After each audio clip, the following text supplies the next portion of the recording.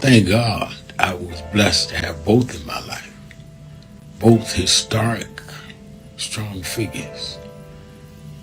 But if I misuse them and listen to not only figures that are not as historic as them, but figures that had nothing to do with the calling and purpose of my life, I would live confused. I'd be double-minded. I'm clear. And what I want you to do is be clear. Clear on who you are and why you are. And a lot of that will be exposed to you and others by who you are around and who you allow to enter your head. Keep people at a distance that only have a distant and unclear vision of who you are and who you are supposed to be. They could be your blood relatives, but they could not be the ones that accompany you toward what you ought to be about. Everybody good to you ain't good for you. Everybody that makes you laugh sometimes end up making you a joke.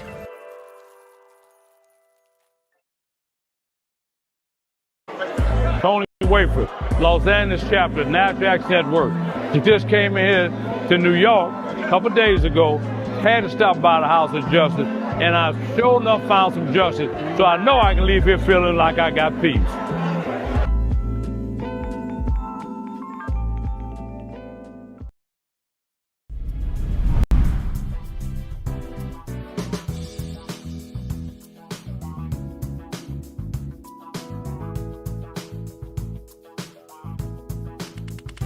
This is the first Thanksgiving I'm here in New York. Over 20 years. I'm just glad to be here with Rev today and to hand out the food. It's a blessing. It's a blessing. It's a blessing. It's Erica Ford, the Peace Doctor in the building. Here at the National Action Network, it's about thanks. It's about giving. It's about gratitude. It's about love. I feel it is important for you to understand that there's work out here to be done, but it starts with gratitude, it starts with giving, it starts with peace, it starts with love. Let's go. Before we feed our family, we got to make sure that we feed the community. That's right. That's what it's all about. We have to come with Sharpton phones. You come and you make sure you show up, serve the community. That's what it's all about. No justice, no justice, no justice. What do we want? What do we want? We are the sons and the daughters. We gotta stand up and make it loud. Just like our God told the Pharaoh, let my people go, go. We are a new generation from the ones who have come before. He's calling us into freedom, let my people go, go.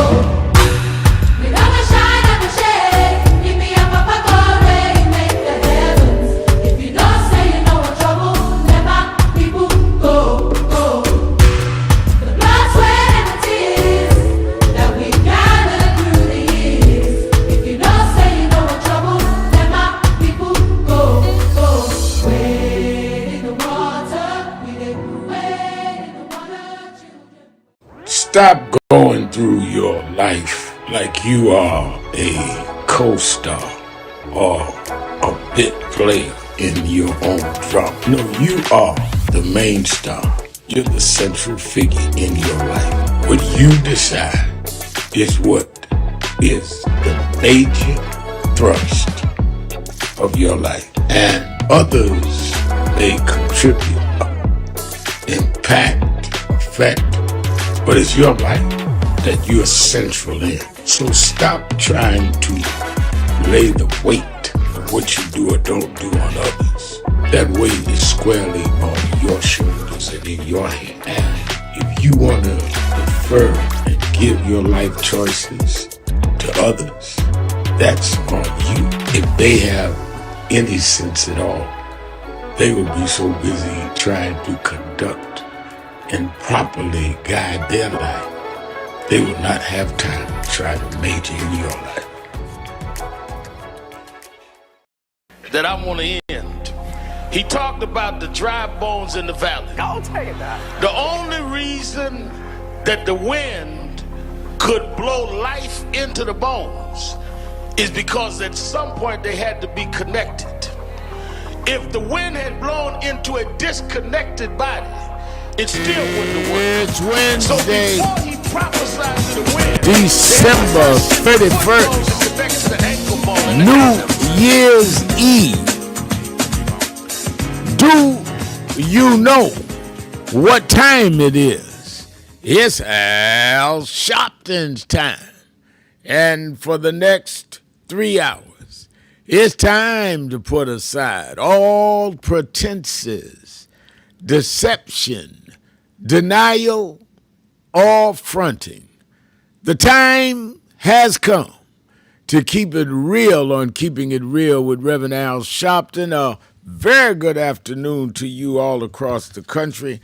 Good morning to our West Coast listeners, and Happy New Year's. We are almost there. We're literally just hours away from the end of 25 and the beginning of 26.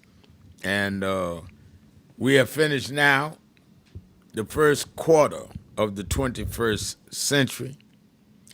And I would argue that part of what is the mandate for today's young and old is that we are under serious threat of losing the gains made of the late part of the 20th century. Voting Rights Act, Civil Rights Act, open housing, all of the legislation that we passed. And not only do we need to make progress in the second quarter of the 21st century, we need to protect and restore the gains of the latter 20th century.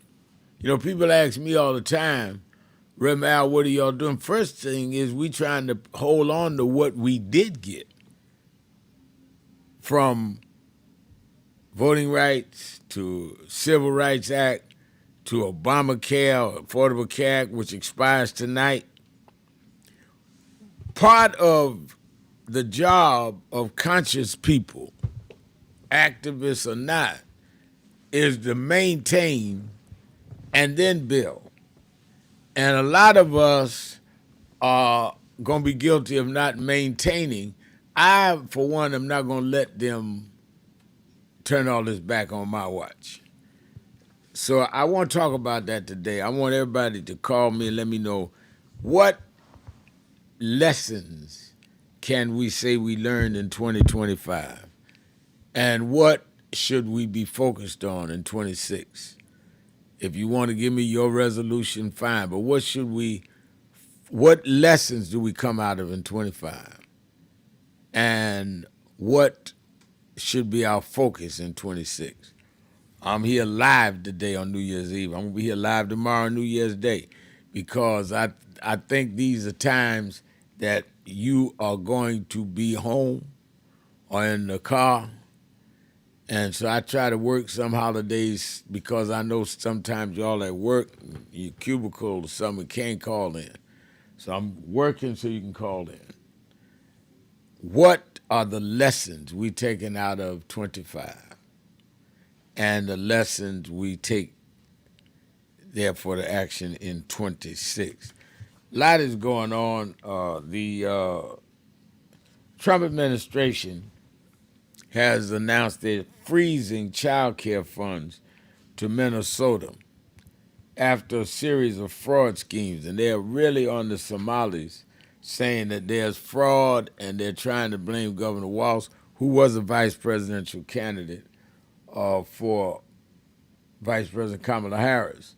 So they're all over there really trying to prove that they were getting money that never performed the act that they were being funded for, and they're trying to attach that to the local elected officials.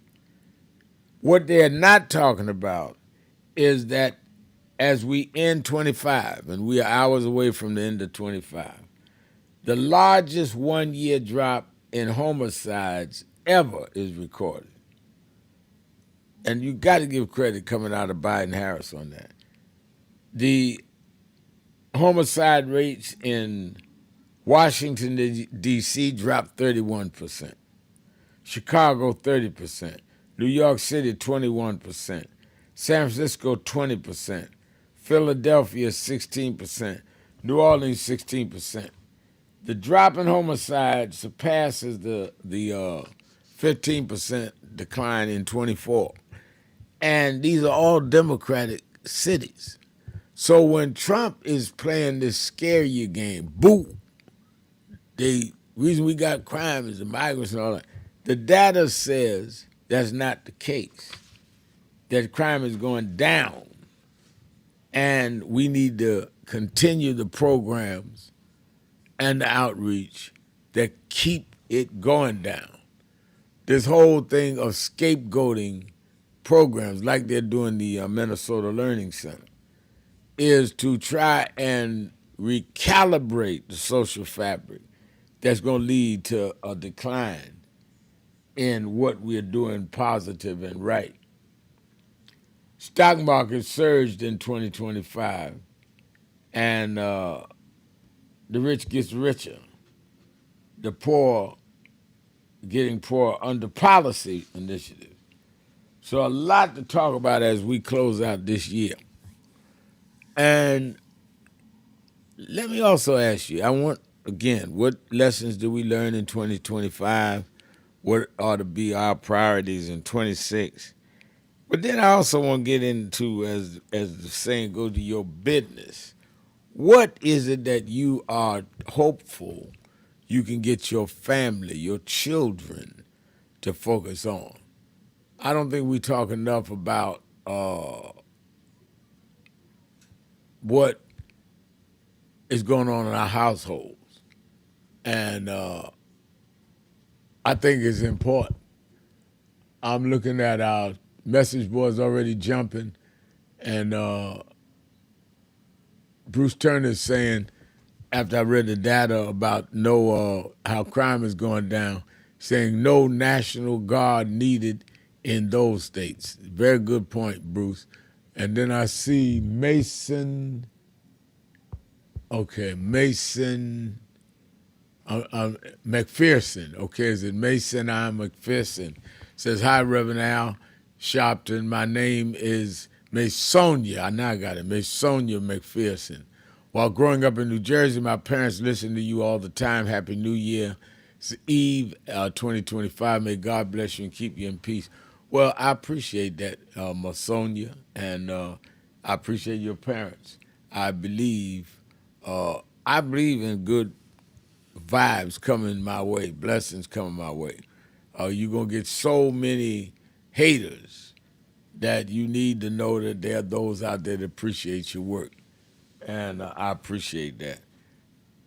I really think, first of all, when I woke up this morning, and I'm usually on the floor at 4 o'clock, and I go through my meditations and prayers and little reading, and by 5:15 or so, I'm in the gym working out. And the first thing I thought about when I woke up this morning is that I thank God that I have lived to see another New Year's Eve. Given the life and danger that is out here, it's just a blessing to be alive and functioning. I swallowed something. But anyway, and I think whatever station you are in your life, just know that God spared you, and you ought to be grateful. And in that gratitude, you ought to do something to show you grateful. I just don't believe God spared my life. I've been under death threat, been stabbed, been to jail for leading marches, and I don't believe God spared my life to go out here and just act the fool. He had better things in mind. And I think that we need to have better things in mind for ourselves. So let's talk about what we learned, what we take out of 2025, both in what's going on in the world and both within ourselves. One of the things I tell you that I learned better than ever, and it's a shame to get to your 70s and learn it, is that you don't have to react to everything. I used to right away answer everything. Somebody say something, bam, I'm right back. The last word, I'm on top of that. But I've learned some stuff you don't have to answer. Some stuff, don't give it energy. I think that we dignify too much. Because some people say things because they want attention. Some people say things because they have a certain opinion. Some people say things because they really got problems within their own head and they bounce them off you. And you shouldn't entertain them. I learned that 25 more than ever is just don't entertain them. You know, Trump will every once in a while put some on Truth Social against me. I never respond. 20 years ago, I would have took my time breaking everything down. Don't respond. You get people that listen to our radio show and go on our social media and print all kinds of stuff. Let them knock themselves out. I hope they're happy. Don't respond. Because the energy that you have and that you use responding to people that are nonsensical, you can be using that energy to do something worthwhile. Let's talk about it. It is the last day of the year. Let's light these phones up and the message board. Keeping it real. Sharpton. 1-877-532-5797. 1-877-532-5797. Sharpton. Keeping it real on New Year's Eve. Be right back. That I want to end. He talked about the dry bones in the valley. I'll tell you that. The only reason that the wind could blow life into the bones is because at some point they had to be connected. If the wind had blown into a disconnected body, it still wouldn't have worked. So before he prophesied to the wind, they had to first get the foot bone to connect to the ankle bone, and the ankle bone to the calf bone, and to the knee bone, and the knee bone to the thigh bone. If we are to prophesy to the wind, we must first connect this body. We must connect Eddie Long to Farrakhan and Cornel West to Elders and Lowry to Sharpton. If we can connect this body, then God will blow the breath of life into our community. But as long as we are disconnected, the wind can't blow because it's blowing on disconnected dry bones. But the good news is that we're the children of people that have been through worse than this, and we're still here. So even though I get despondent, I don't ever get depressed, because I want the world to know you won't beat us, because we're the children of those that took the worst form of slavery and brutality that ever lived, that ever existed. Our parents survived the Middle Passage. Only the strong got here, and then we lost our name, our culture, our religion, and we're still here.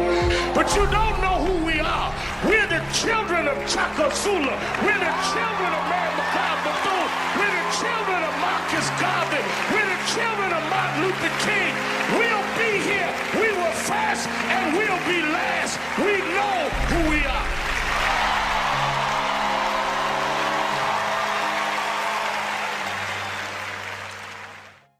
Many people cannot focus because they have not really come to terms with their calling and life purpose. In order to focus, you must also be clear on what you're focusing on. So if you're not clear on your purpose, if you're not clear on your life's calling, then focus on seeking that. Because if you just read the ways and roads you traveled that you didn't even choose that were sort of just laid out for you by God, in that it's telling you, speaking to you about what your purpose is and what you were born to do and be. I learned the things that I didn't plan had to be planned by God, and God's plan was directed toward God's purpose in my life. And I focus on that. Not focus on what others do, not focus on how well they're doing or bad they're doing, but focus on whether I'm in line and aligned with what I'm supposed to be about. And in order to move straight ahead, you have to be focused on the path you're running on. It's been a long time coming, but I know 1968, Dr. Martin King was killed in Memphis, Tennessee. And it has been the commitment of National Action Network to always, in the month he was killed, to let them know they killed the dreamer. I have a dream today. When they came for the dream.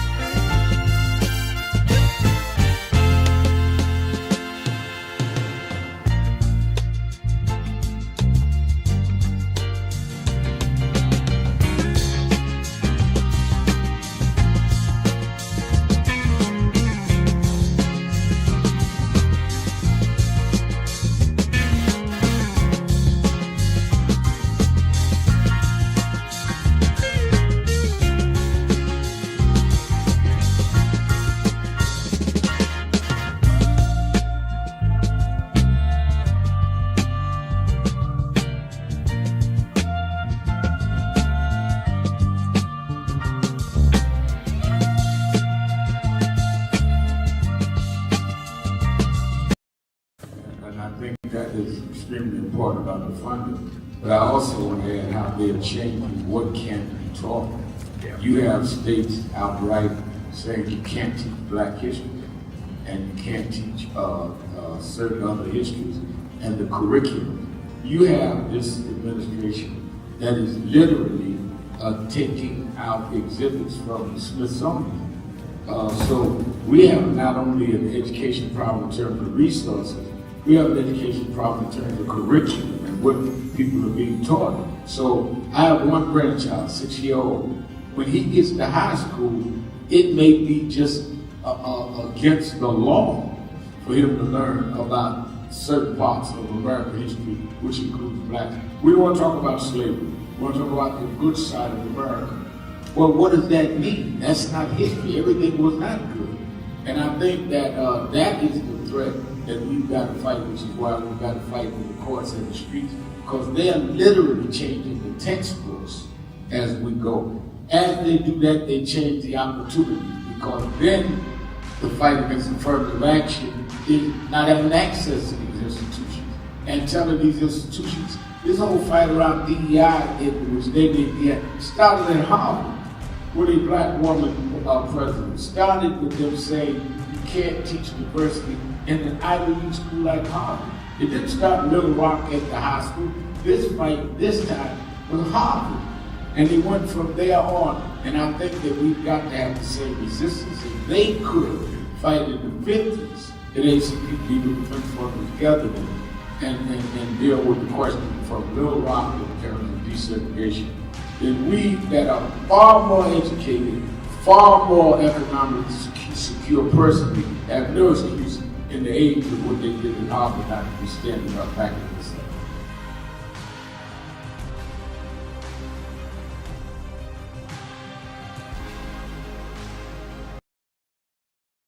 King, Dr. Richardson, most of all, let me thank Reverend Al Sharpton for bringing us all here together today. The Urban Action Network. I am proud to be a candidate for the presidency of the United States of America. But I am mindful that I wouldn't be here if it had not been for Reverend Al Sharpton running for president, and Carol Moseley Brown running for president, and Jesse Jackson running for president, and Shirley Chisholm running for president. They paved the way, and I stand on their shoulders. When Coretta Scott King, the widow of Dr. Martin Luther King Jr., had this to say about Al Sharpton. A leader who has protested injustice with a passionate, unrelenting commitment to nonviolent action in the spirit and tradition of Martin Luther King Jr. And I am talking about your leader, our leader, the Reverend Al Sharpton. I celebrate the day you were born. You have been, over all of your years, such an extraordinary leader. You are a voice of truth, a voice of conscience, a voice of practicality around what we must address and what we can do. Thank you, Rev. Thanks for that introduction. Look, we've known each other for a long time. I'm grateful not only for your leadership and partnership, but quite frankly, more importantly, for your friendship. And thanks to all of you, members of our nation's most important civil rights organization. For over 3 decades, the National Action Network has stood on the front lines for our communities, fighting for justice, lifting up the voiceless, and showing up where it matters most. Presidents, world leaders, and global changemakers have all testified to Reverend Al Sharpton's impact and National Action Network legacy of good trouble in the fight for equality. This holiday season, our commitment grows even stronger. We're expanding food distributions, toy drives, and direct support for families who need us now more than ever. Stop right now and join the movement. You live, so you live. Keeping it real, keeping it real. I'm your host, Reverend Al Sharpton, and we're live this New Year's Eve, talking about what do you think we learned as a people, what do you learn as a person in 25, and what should we have as our priorities going into 26. And I'm live today because I want to discuss it. I'll be live tomorrow, New Year's Day. I think that we function too much on just our feelings rather than thinking out, particularly when we can, in advance and plot and have boundaries set that we gonna know what we're doing as a community and you as a person. Very, very important. I see on the message board, is that J, is that T, Dr. J, I don't see, I can't get it. Y'all gotta, bring it down. Darren Guzman says, stay black, stay strong, peace and love and soul. Same back at you. Let me say by way of announcements, Politics Nation with Al Sharpton, I will be live this Saturday and Sunday, 5 p.m. Eastern Time on MS Now. With all that's going on, the attack on Nigeria, the expiration of the Affordable Care Act, where we are with the Epstein files, there's so much to talk about, what he's doing in Venezuela, and a lot of people tune out the holidays. That's when they do a lot of mischief. Watch Politics Nation Saturday 5 and Sunday. A lot of you watch the Revy Awards, and I got good response. All right. Also, don't forget, you that are in the New York area, New York, New Jersey, Connecticut, we will be at the House of Justice for the first Saturday Action Rally this Saturday at the House of Justice in Harlem. Meet me there, beat me there. I'll be there with my New Year's message, 145th Street and Lenox Avenue. And you that are not in the New York area can watch it on our live stream at nationalactionnetwork.net or on Impact Television. All right, let's take some calls. Let's start. I want to take as many calls as we can, read as many of our message boards in these last hours of 2025. Let's start with Charles in Atlanta, Georgia. Charles. Hey, good day, Reverend. How you doing? I'm doing well. How you doing?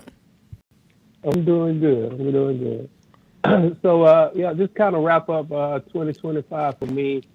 Well, first off, I got to give you your props. Yeah, Rev, you time tested and true to the struggle for many decades. I just want to say we really do appreciate you. We continue to pray for you and continue that in I 2026 and really beyond. appreciate that. I really do.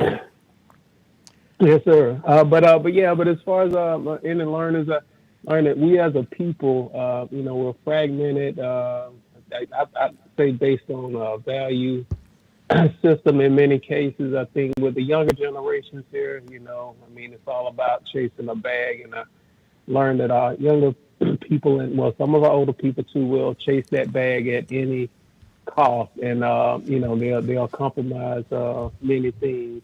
I think we need to move away from that, and again kind of continue to follow your teachings and your guidance there, and just continue to spread the word. Keep on working to get on one accord and think as a collective and not just think about self so much.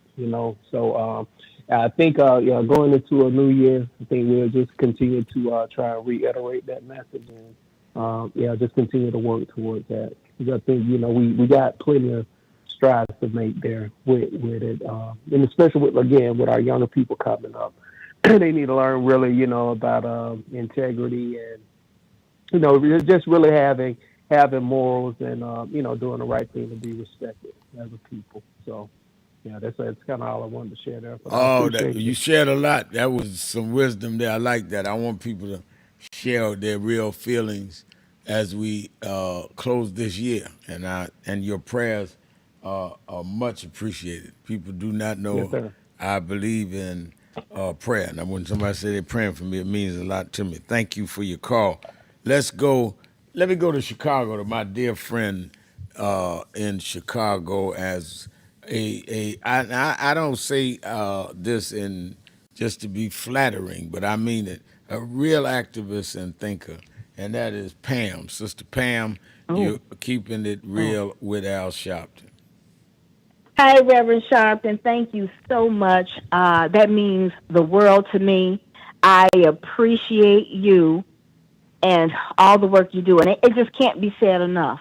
For every civil rights leader, activist who have taken the time to protest, march, suffer, and sacrifice their life. I can't do enough to express how I feel about that. That's you, Reverend Jackson. That's the pastors who've gone through.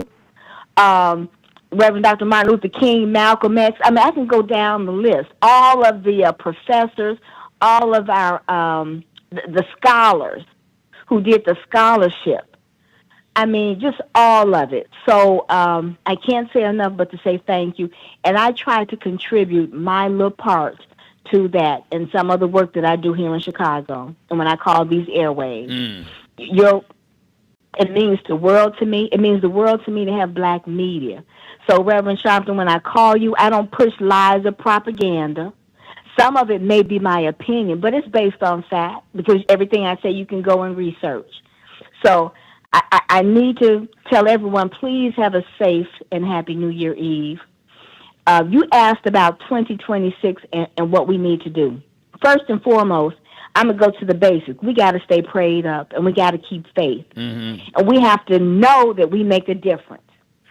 And in that, then we have to move with our faith and make sure that we're following the activism of you, Reverend Jackson, and others.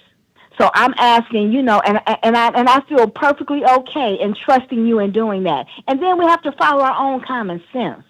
You know something is wrong with having an adjudicated rapist, according to Judge Kaplan, adjudicated sexual abuser who committed rape in the White House.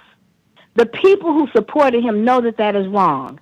Let me just quickly tell you, Reverend Sharpton, my experience today. Listening in to my favorite radio station, I'm in Chicago, WVON. There was a guest on one of the programs who was an avid supporter of this pedophile in the White House. These are her words. I called in and I simply said, I need to know your baseline. Do you believe that he's an adjudicated sexual abuser? Do you believe in him when he told COVID victims to drink bleach? This was her response, verbatim. She told the host of that show, the COVID vaccine was more poisonous than bleach. And that's what the data supports. And then she went on to say, and the funeral homes know it because they dealt with the mass COVID victims. And then she said, well, Spencer Leak Funeral Home. So you know what I did, Reverend Sharpton? I'm a fact checker. You dropped, something happened to her phone. We'll get it when she calls back. All right, when she calls back, put it. I wanted to hear the end of that. That was going somewhere. Let's get ready to take a break. Let's take a break, see if we can get her back up. Let's take our break. We'll be right back. Keeping it real. Sharpton. Be right back.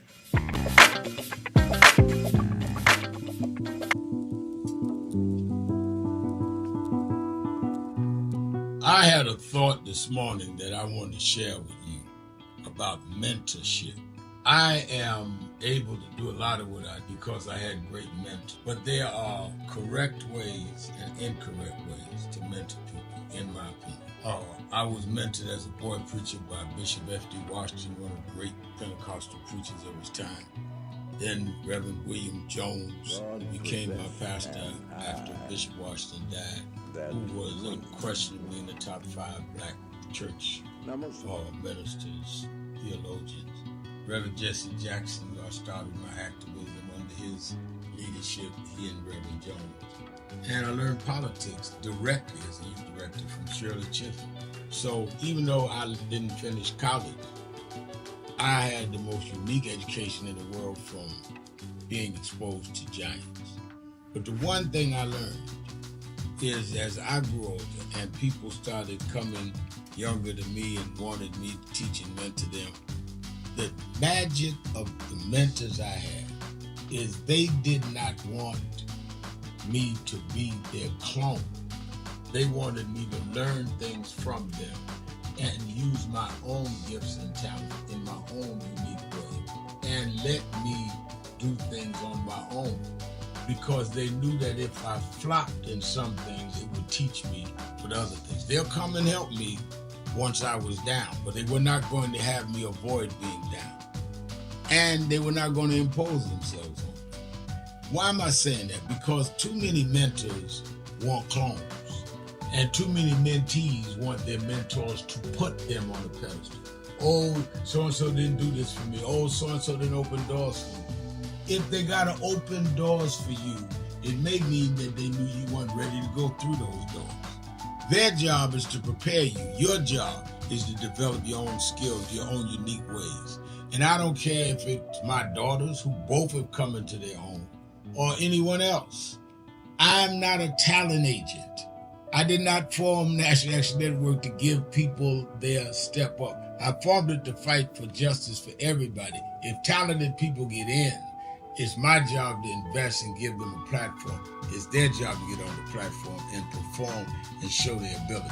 Sitting with me today in the office as I talk about is one of my mentees, Reverend Stephen Marshall. Now, Stephen, you just came around us when you were how old? 11 years old. 11 years old. You just turned 40 and now you're called to the ministry? Yes, sir. And what do you do in National Action Network? I formulate policies, lead in various regions, but most importantly, I senior advisor to you on all things from social justice strategies, politics, intergovernmental affairs, you name it, community organizing, all of that stuff. And I could go through scores of others. My daughter started Huddle. They got Huddles now, which is for young people to meet once a week all over the country. I just saw the video from the Las Vegas National Action Network chapter. Now, when you decided to preach, did I ever tell you to become a preacher? Not one time. Who called you to preach? The Lord. All right. And did I say go to this school or that school? No, sir. Did I open this door, that door? Did I tell you be ready when the doors open? Always be ready and prepared. And that's what I'm saying. Get you some young people than you that you can help along the way. But don't be their talent agent. Their talent must speak for themselves. And anybody that grumbles with you about so-and-so didn't do something for them, maybe it's because they didn't feel you were ready, or that they felt if they did it, you wouldn't do it on your own. But we all don't live forever. I want the next generation to speak of me, of National Action Network, and others, the way I speak of Reverend Jones and Bishop Washington and Shirley Chisholm and Reverend Jackson. But I just don't want young people to feel that somebody ought to give them the reins of leadership or give them the reins of business or whatever it is you're in. You need to learn from their journey, get the pearls of wisdom from them, but don't have them do for you, because then it means you can't do it for yourself.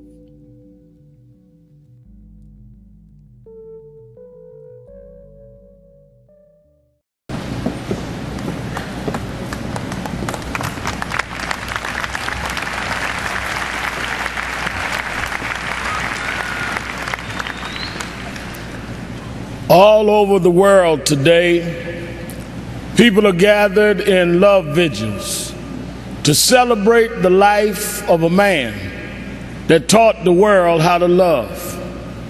People may be wondering why there's such an emotional outburst, but you would have to understand the journey of Michael to understand what he meant to all of us.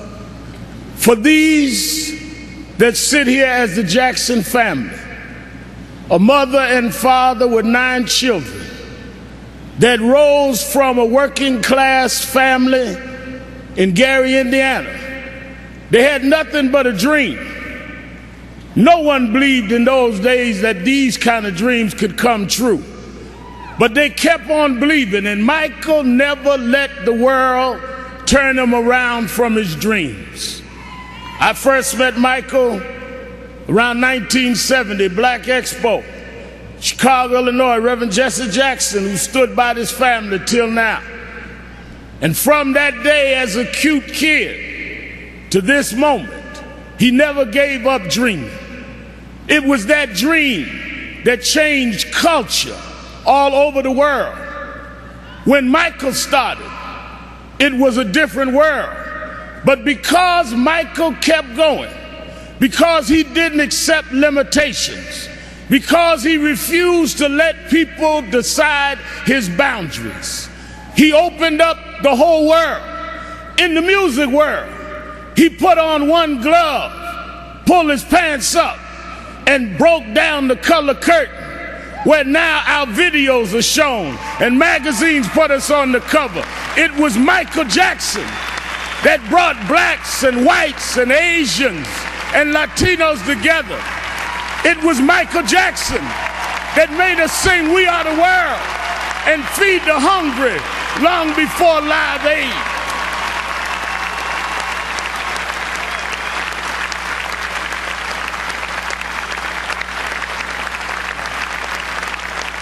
Because Michael Jackson kept going, he created a comfort level where people that felt they were separate became interconnected with his music.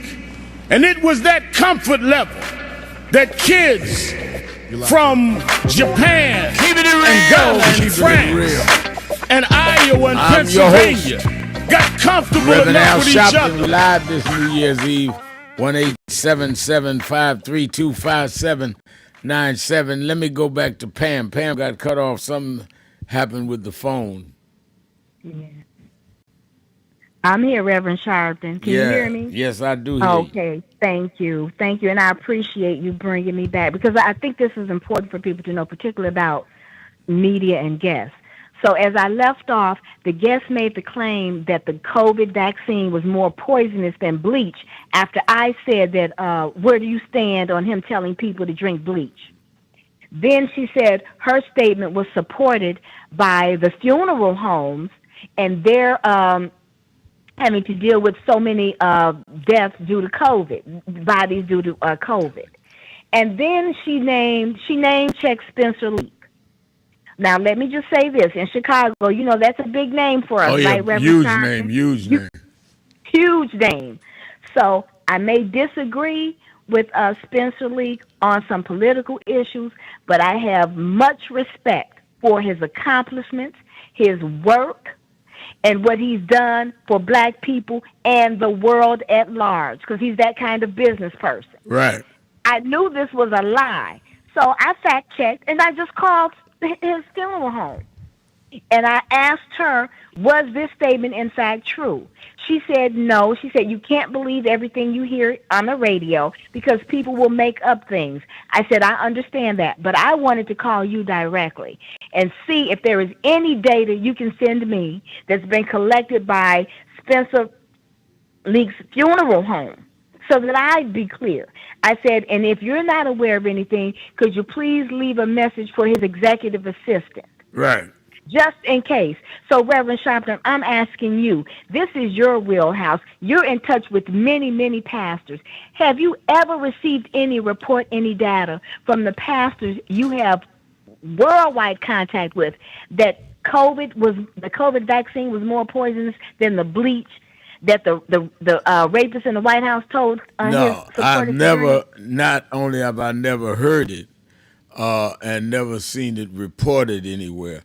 I have, we were very much involved in, when I say we, I'm talking about National Action Network, in feeding people and getting people medical attention during COVID, the whole 2 years. Many of you remember we provided those that wanted vaccinations, those that didn't, whatever.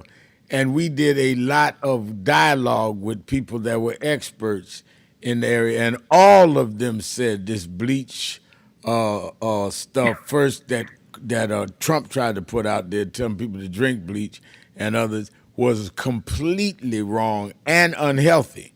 And as you know, Pam, I host a TV show and a radio show. I done had all kind of experts. Nobody has ever said that. And I think that's one of the concerning things to me about 25 is that we go by just stuff they throw out there.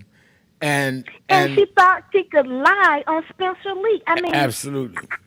It was absurd to me. But this is the length that these supporters of this rapist in the White House will go to just to try to support him, Reverend Sharpton. So I just wanted to get that out. But the political action I'm taking, when you have Antoine C. right on, I need to know about the DNC, the DLC, the DGA, all of these Democratic organizations, and how to contact them, because we need to be doing that right now to make sure we move forward. For me, 2026 about the personal, the family, trying to make sure I take care of my family, but it is about getting control of the House. I want to see Jasmine Crockett elected Senator of Texas. I want to make sure, Reverend Sharpton, that we put ourselves in the best position to stop what's happening now and to get proper oversight. I'm reading Virginia Giuffre's book, Nobody's Girl. Do you know there is a prime minister that she said raped and choked her? Really? Was violent and sadistic. She didn't say prime minister who, but she called his title as a prime minister. Now, wait, which book is this? Nobody's Girl. Uh-huh. And if I can, Reverend Sean, when I call, because I'm halfway through the book, I'm going to just give you little tidbits from the book. Right. Because she was violently abused as a little girl. We need more protection. And she, for our children. For the listeners, was in that Epstein circle. Yes. Yes. She's naming people, and I could name them, but it's in the book. She said professors. They were professors. The Eileen Ford Modeling Agency, and then another agency out of France. They were funneling girls to be sex trafficked. Wow. In her last encounter with Andrew, she said she was there as well as about 6 other underage girls. To Prince Andrew out of England. Yes. Wow. And I believe her. And then she has the photo with him. And then, subsequently some things happened. And I guess most recently they've removed his title, revoked his title, or stripped him from his title. Also in her book, she talks about the models who came from those agencies. So I'm not saying and she makes it clear, everybody in the book may or may not have been aware, but she does say Chef, Adam, I think.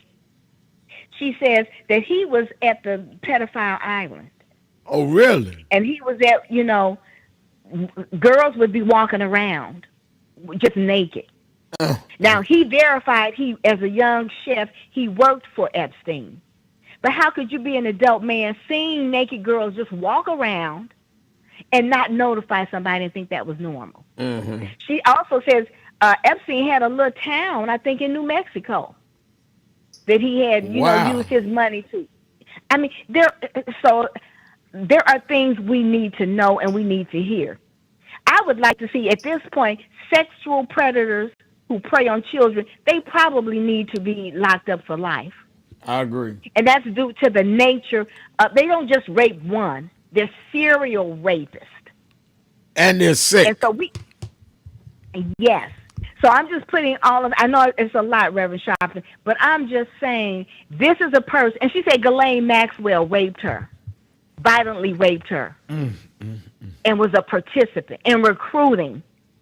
And now for our radio audience to understand, the person she's referring to that wrote this book, exposing all what was going on with Epstein years ago, and then later committed suicide. And she's dead, but left that book because no one would hear her. And they are still blocking any of the information coming out. I mean, they're saying, I think the last report I saw this morning is that now they're saying there is millions of documents with Epstein that they're going to have to release. They're playing all kind of stalling games. And the sickness, the immorality of this is we're talking about young underage girls. Imagine your daughters, your niece, your granddaughters. Your son. Or your sons, that's right. Under 16 years old, subjected to these powerful rich men. And people act like it's all right, just bury it, just keep stalling it. I mean, there is no moral boundaries left if we let children become sex trafficked by those and have those people lead society and run the economy of this country. It's unthinkable, but it's happening in our time. And now one of their own is in the White House. So he's a friend to the pedophiles. He's a friend to the racists. He's a friend to the high-tech business people. Oh, there were some high-tech names in here. I mean, look, Stephen Hawkins. Now, understand, she's saying she saw these people at the party. She said a U.S. senator. There was a governor who became a governor candidate in one of the western states. She talks about John Brockman, hosted a billionaire's dinner. These are names in the books. The chef is Adam Lang. And many parties with Naomi Campbell, other models. She said now also Kevin Spacey was on one of the planes. She said Al and Tipper Gore had dinner. Now, one of the things she states, she said, I'm not saying that these people knew. She said, but this is the kind of circle that he had, which made all of the victims and survivors afraid, Reverend Sharpton. Wow. So I'm saying I'm in it, and I'm just trying to get clarity. The last piece I want to leave, what is the role of black media? I listened to Roland Martin, I listened to Joy Reid, and I listened to you. And we are really in the fight of our lives. Yeah. And I heard Roland Martin say this. He said, this is going to be about another 100-year war, because they have not stopped. And I mean all of the races, all of those who want us to go back, they have never stopped fighting. And their strategy is Project 25. That's right. 2025.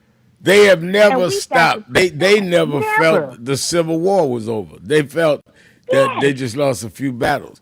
And we try to stop and say it's over with every generation. Well, that's old school. They never stopped, and I mean, it's amazing to me. And So I'm hoping that memberships of your organization, every organization that is fighting, needs to increase. Income tax time, put that on your list. I am going to get memberships. I am going to support black media. You're killing it on Politics Nation, bringing us the people we need to hear from and asking them the tough questions. Thank you, Reverend Sharp. I'm saying 2026, it's about a battle. It's about a battle. You have your fun, do your thing, but it's a battle.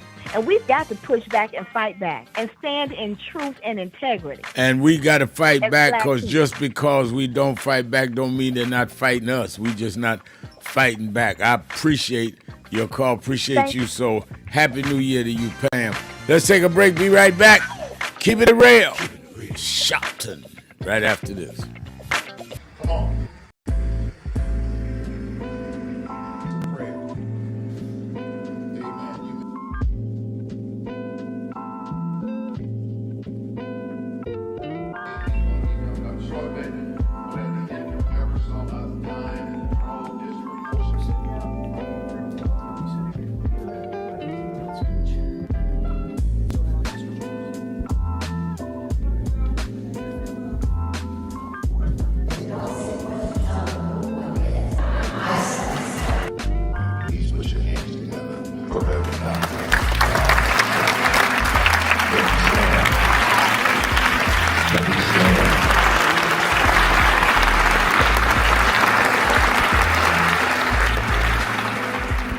We've reduced a lot of our ministry to entertainment. Or who can hoop the loudest, who can run around the pulpit more, or who got the dresses fancy, and don't deal with the ministry.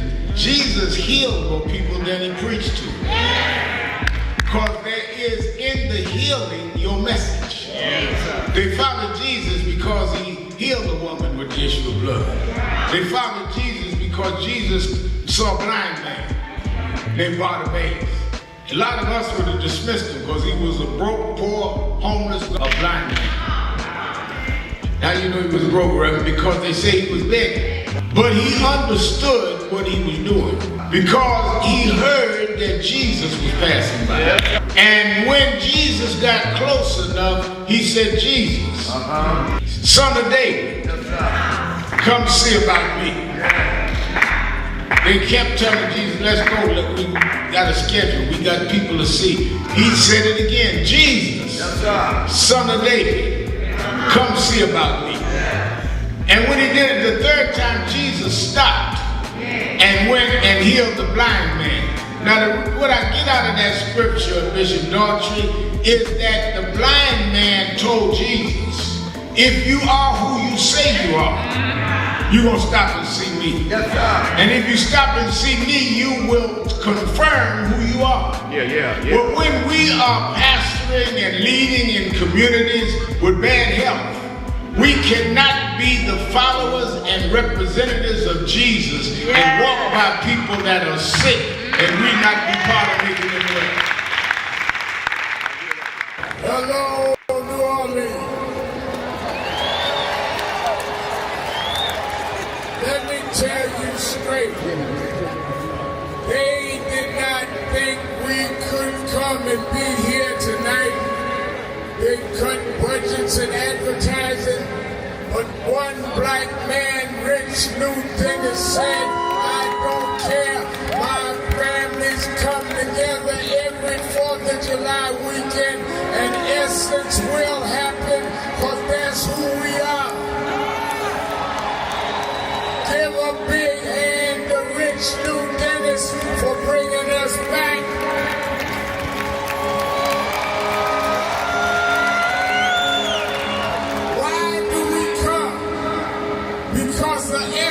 Of who we are is essential to what made this nation. We built this nation. We made this nation. We created the essential dollars that this nation lives off of. We don't care what bill they pass. We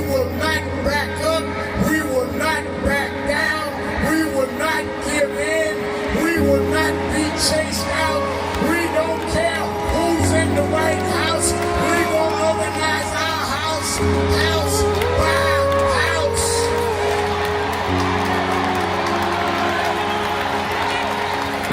We came over the Middle Passage. We survived slavery. We survived Jim Crow. Don't you give up now. Don't you turn back now. Stand up, black man. Stand up, black woman. Reclaim your dignity.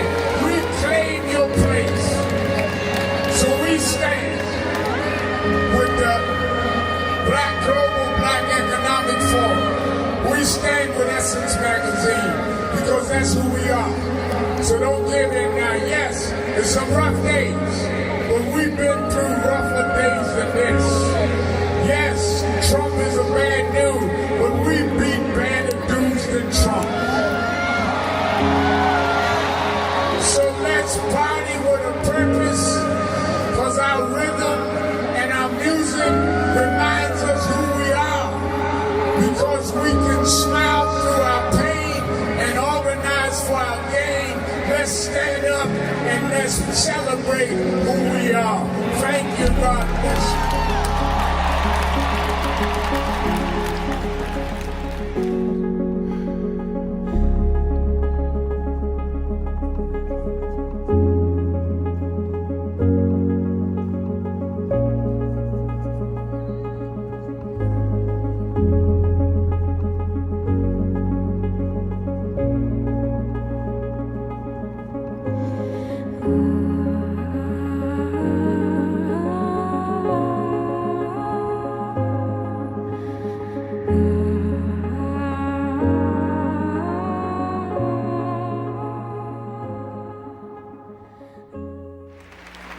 Reverend Sharpton, how do we begin to make peace with our past?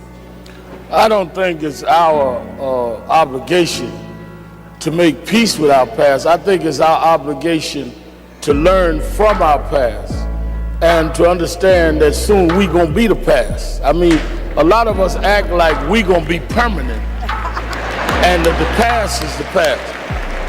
If we draw on the strengths of the past and uphold the dignity and the integrity of our people, and then perform it at our highest level in our generation, as Dr. Moss said, that's our obligation. You know, one of the reasons that I've been so concerned about this cultural tone that we're in now is a lot of us have lost the dignity that our community has shown from Jamestown to now. I've questioned some of the artists that no longer sing to uplift us. And there's never been a generation that didn't use our music and our culture to lift us up. And the excuse is where they say, well, we just want to show what's there. But we never just accepted what was there. We always looked at what was there and looked through it and brought our people the way it needed to be. So in slavery time, we were singing Go Down Moses and Swing Low Sweet Chariot. We wasn't singing about the cotton picking nigga in the field. That's what we saw, but that's not what we sang. In slavery,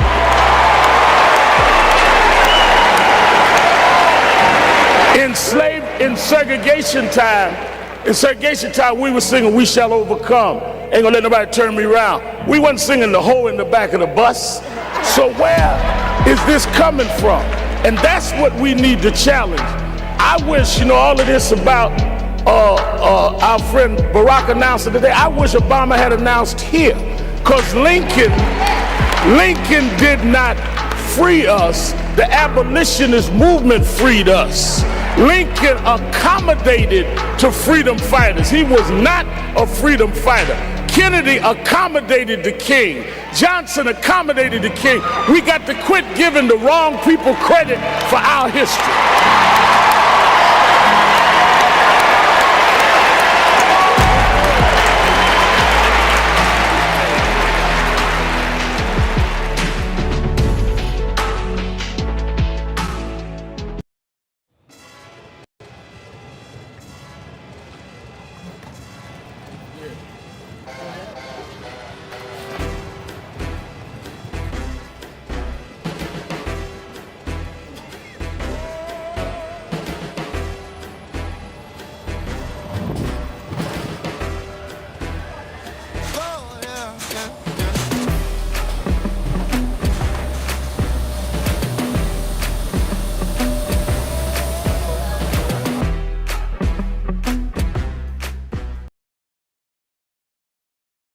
show. We have a young man in the studio who I think is an astounding young brother because of his youth. He's only 19 years old and he's accomplished a lot, and he's here to make a presentation to James Brown, and we'd like to welcome him warmly. His name is Al Sharpton.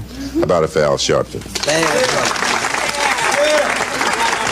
Al is the national director of the National Youth Movement Incorporated.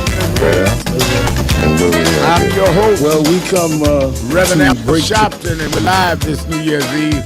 I'm asking you, what lessons do we take out of 2025? We're down to the last few hours of 25. What lessons should we take out?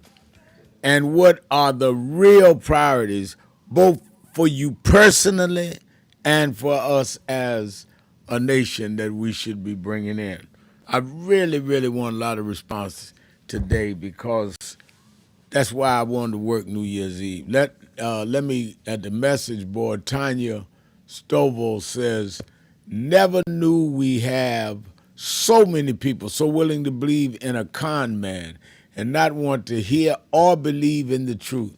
Sad trying to teach people the truth that just don't listen. And I think that you are right. There's a lot of people just don't want to listen. And I think, what is it, Story Parks? I think Laurie Park, okay. Oh, that's my friend, Laurie Parks, saying, remember Jim Jones? His cult church established in Indianapolis, the People Temple Church. The old church at the time was 1502 North Jersey, then 1954 North Delaware in Indianapolis. And she's talking about Jones, who led people to killing themselves. That's real. Many people don't remember that. And then I love this. Tanqua Wembley says, I hope I'm saying her first name right, Tanqui Wembley says, growth comes when you're uncomfortable. Comfort and growth don't belong in the same sentence. She is absolutely right. As long as you're comfortable, you're not growing. Growth requires discomfort. And I think that if there's one thing that we need to bring into the new year, and one thing that we need to leave in the year 2025 is our addiction to being comfortable. Because once you are comfortable, you are relaxed. And once you relax, you stay in whatever state you're in. And I think that we have been lured to a state of comfort in the black community, which is why we're not advancing. And let me make it personal. A lot of you personally are comfortable. Now, comfortable in and of itself is not wrong. It's to be comfortable in situations you should not be comfortable in. So we become comfortable with a president that openly discriminates against us with health care, with jobs, contracts, DEI, that targets African countries and Caribbean countries. We become comfortable with this. We allow it to happen. We've been comfortable with people putting their priorities and their communities over ours. We got comfortable with that. That's the way it goes, man.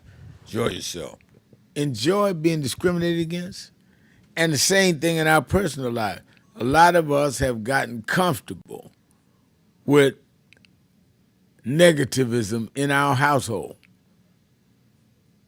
When you have women comfortable with being physically abused or comfortable with people disregarding, disrespecting them or their children, that's just the way he is. Well, that may be the way he is. He won't be like that in my house or in my circle. I thank you for that. That's a great, necessary statement, Wimberly. Growth comes when you're uncomfortable. If there's one thing that I'm going to tell people, challenge people in 2026 is get out your comfort zone. We're too comfortable with what's going on with us. Too comfortable. And they're luring us to sleep.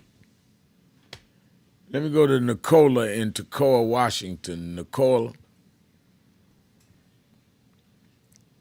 Reverend, thank you so much for having me on. Thank you. And Happy New Year to you. Thank you. Same to you. I am European American, Italian American, and I appreciate very deeply your leadership. And I want to thank you for playing this vital, strategic role in this very historic, devastating year, 2025. You have just been amazing. And I am listening to you 7 days a week. I gain a lot of very important wisdom. Your wisdom is very much appreciated. I hope I become somewhat more wise. So thank you again, sir. I appreciate what I it. wanted to say, yes, sir. What I wanted to say, Reverend, for 2026 is let's remember we have them on the run. Trump will never admit it. He'll never say, oh, my God, this is not working for me. But when you see the things happening with Marjorie Taylor Greene, the Indiana vote, our victories throughout the country, and then the million, I almost called it the million-person march, the 7 million people on No King's Day out in the streets, we are on the move, and we're winning some important battles, even in the courts. So my suggestion for 2026, essentially the biggest one is let's take that 7 million No King's Day and build on it. I'm not going to say double it because you know how it is with regard to setting goals. Right. Let's try to match it and surpass it. I believe we will. If we go for 7 million and one, we'll probably end up with 10 million. Mm-hmm. And how I feel it, Reverend, you've probably heard me say this in the text and whatnot. I feel the white organizers and participants, activists like myself, will do well to embrace and work with the Black Church. My experience, not only learning about the Black Church, but actually being in those congregations and activists that come out of the Black Church, is there is a long history and a tried and true and experienced history and wealth of knowledge that the No King's Day people can very much work with and very much should work with. I'll give you an example, sir, if I could. Yeah, go ahead. Yes, sir.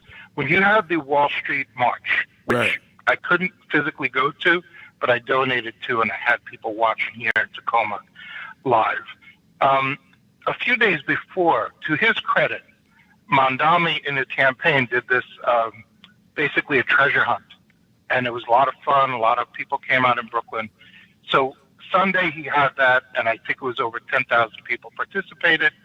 And then Thursday, to his credit, he spoke at your march. Right. Not your march, the march that you led. But the crowd was not those 10,000 mostly white people from Sunday. And I'm not saying the people there were not valued and made an impact. They did. But I think that's a good example of how we need to strategize together. Yeah, I love it. No, you're right. I think for you around the country, Mondami, who's being sworn in tonight and tomorrow, had this event that Sunday before the march, and it was about 10,000. We had 15 or so thousand on Thursday. Total different crowd.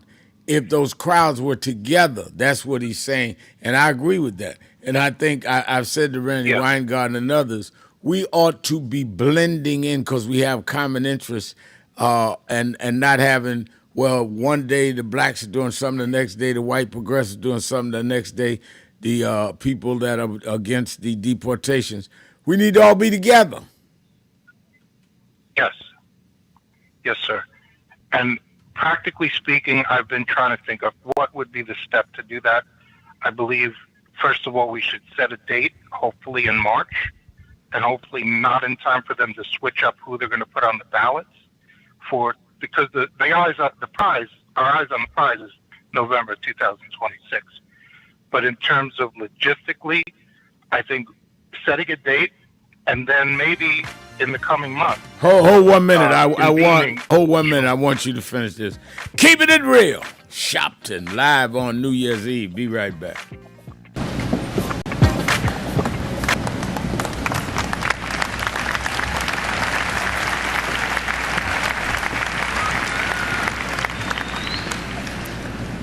All over the world today, people are gathered in love vigils to celebrate the life of a man that taught the world how to love. People may be wondering why there's such an emotional outburst, but you would have to understand the journey of Michael to understand what he meant to all of us. For these that sit here as the Jackson family, a mother and father with 9 children that rose from a working class family in Gary, Indiana. They had nothing but a dream. No one believed in those days that these kind of dreams could come true. But they kept on believing, and Michael never let the world turn him around from his dreams. I first met Michael around 1970, Black Expo, Chicago, Illinois, Reverend Jesse Jackson, who stood by this family till now. And from that day as a cute kid to this moment, he never gave up dreaming. It was that dream that changed culture all over the world. When Michael started, it was a different world.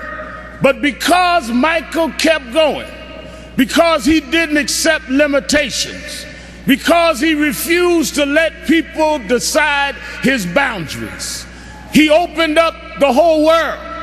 In the music world, he put on one glove, pulled his pants up, and broke down the color curtain, where now our videos are shown and magazines put us on the cover. It was Michael Jackson that brought blacks and whites and Asians and Latinos together. It was Michael Jackson that made us sing "We Are the World" and feed the hungry long before Live Aid.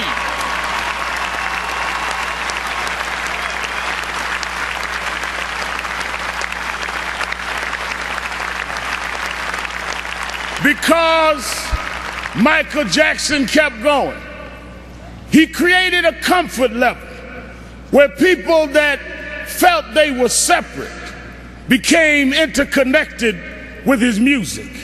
And it was that comfort level that kids from Japan and Ghana and France and Iowa and Pennsylvania got comfortable enough with each other to later it wasn't strange to us to watch Oprah on television.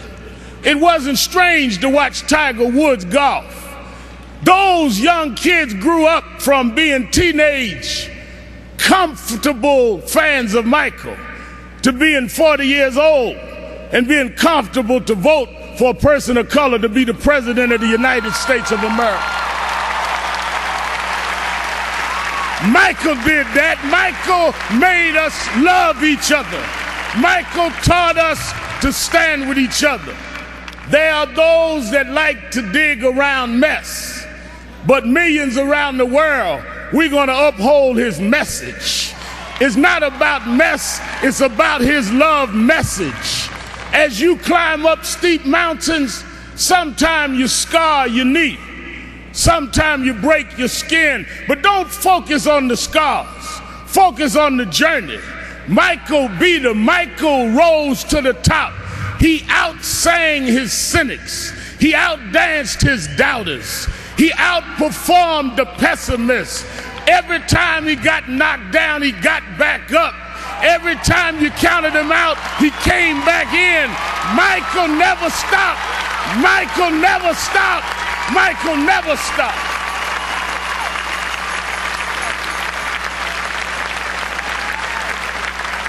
I want to say to Mrs. Jackson and Joe Jackson, his sisters and brothers, we thank you for giving us someone that taught us love, someone that taught us hope. We want to thank you because we know it was your dream too. And we know that your heart is broken. I know you have some comfort from the letter from the President of the United States and Nelson Mandela, but this was your child. This was your brother. This was your cousin. Nothing will fill your heart's loss. But I hope the love that people are showing will make you know he didn't live in vain. And I want his 3 children to know, wasn't nothing strange about your daddy. It was strange what your daddy had to deal with. But he dealt with it.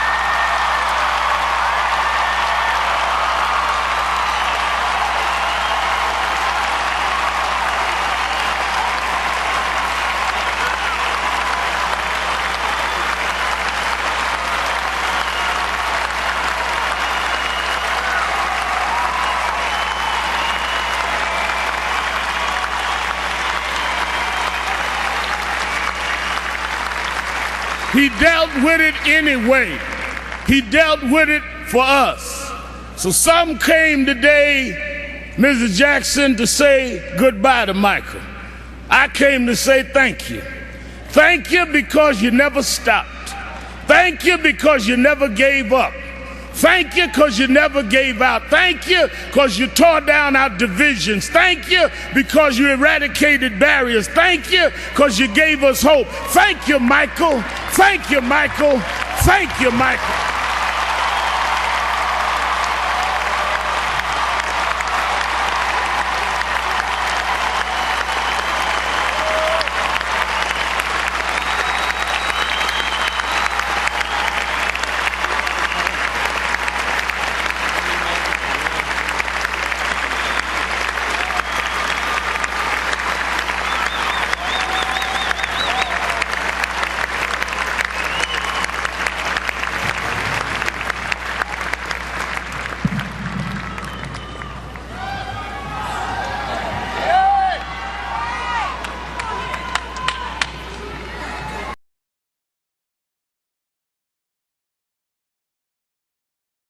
Some of you forget where you come from and forget how you got there and act like you got there because you were qualified or that you had a good resume. But some of us had to pay a price for your resume to even be read. Some of us had to take nights in jails and licks upside the head or shut out of boardrooms like Byron so you could walk down red carpets and act like you got there by yourself. So I received this award with a special place in my heart and on my shelf because I'm getting it from a freedom fighter who never forgot where he came from and how he got there.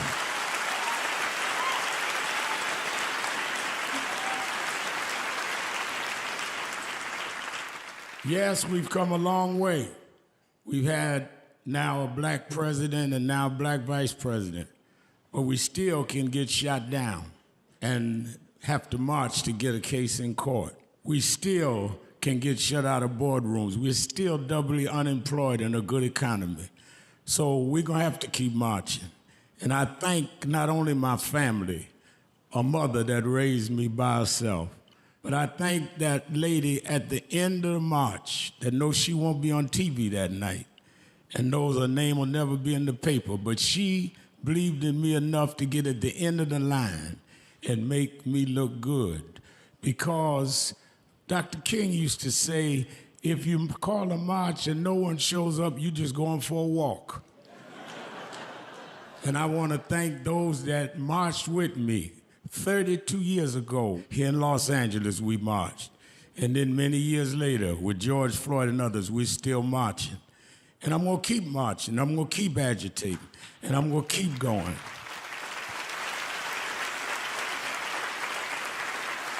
Until we don't have to do it anymore. Eddie, known you a long time, Mariah, Chris, and the kids. And I promise you this, the only thing that I really live for, keeping it real. I am your host, Reverend Al Sharpton. Let's go back to Nicola in Tacoma, Washington. Yes, sir. Thank you so much. I think logistically speaking, for the next No Kings Day March, which I think will benefit with participation and cooperation with the Black Church nationwide, I think maybe a meeting of leaders in the Black Church, of course you being vital and indispensable in that, along with leaders of the No Kings movement, Randy Weingarten and all the others, 10 people in a room, something like that, starting to seriously coordinate and have some plan set out in that way. I was here in Tacoma. I love the activists here. They're extraordinary. When I went to the No Kings rally here in Tacoma, it was mostly white. And I think it was like 90% white. And that shocked me. I was really surprised that this happened here. But, people were there, and it will just be doubly effective, or more so. No, I think you raised an excellent point, and I'm glad you called and said it on the air. I'm going to call Randy and suggest we come up with 8 or 9 other names and call a meeting.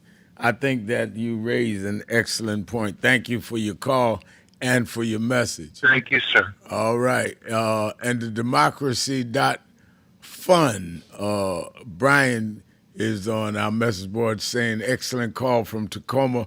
Precisely the point Disco Brian made about Mandani's failure to galvanize 100,000 white leftist followers to attend the march on Wall Street. That was your point.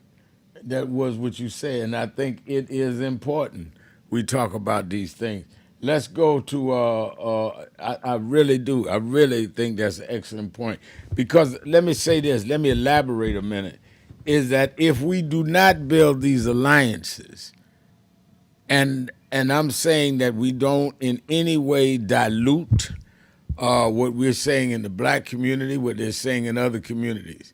I'm saying that we all should be together because they all are against all of us. And I think that if we can put this together, that's going to be the only way we can retake the House of Representatives and maybe the Senate. And then you have a check on Trump. Because without that, we can't have all one tribe doing anything and think they're going to be successful. Divide and conquer is absolutely what they're after. No question about it.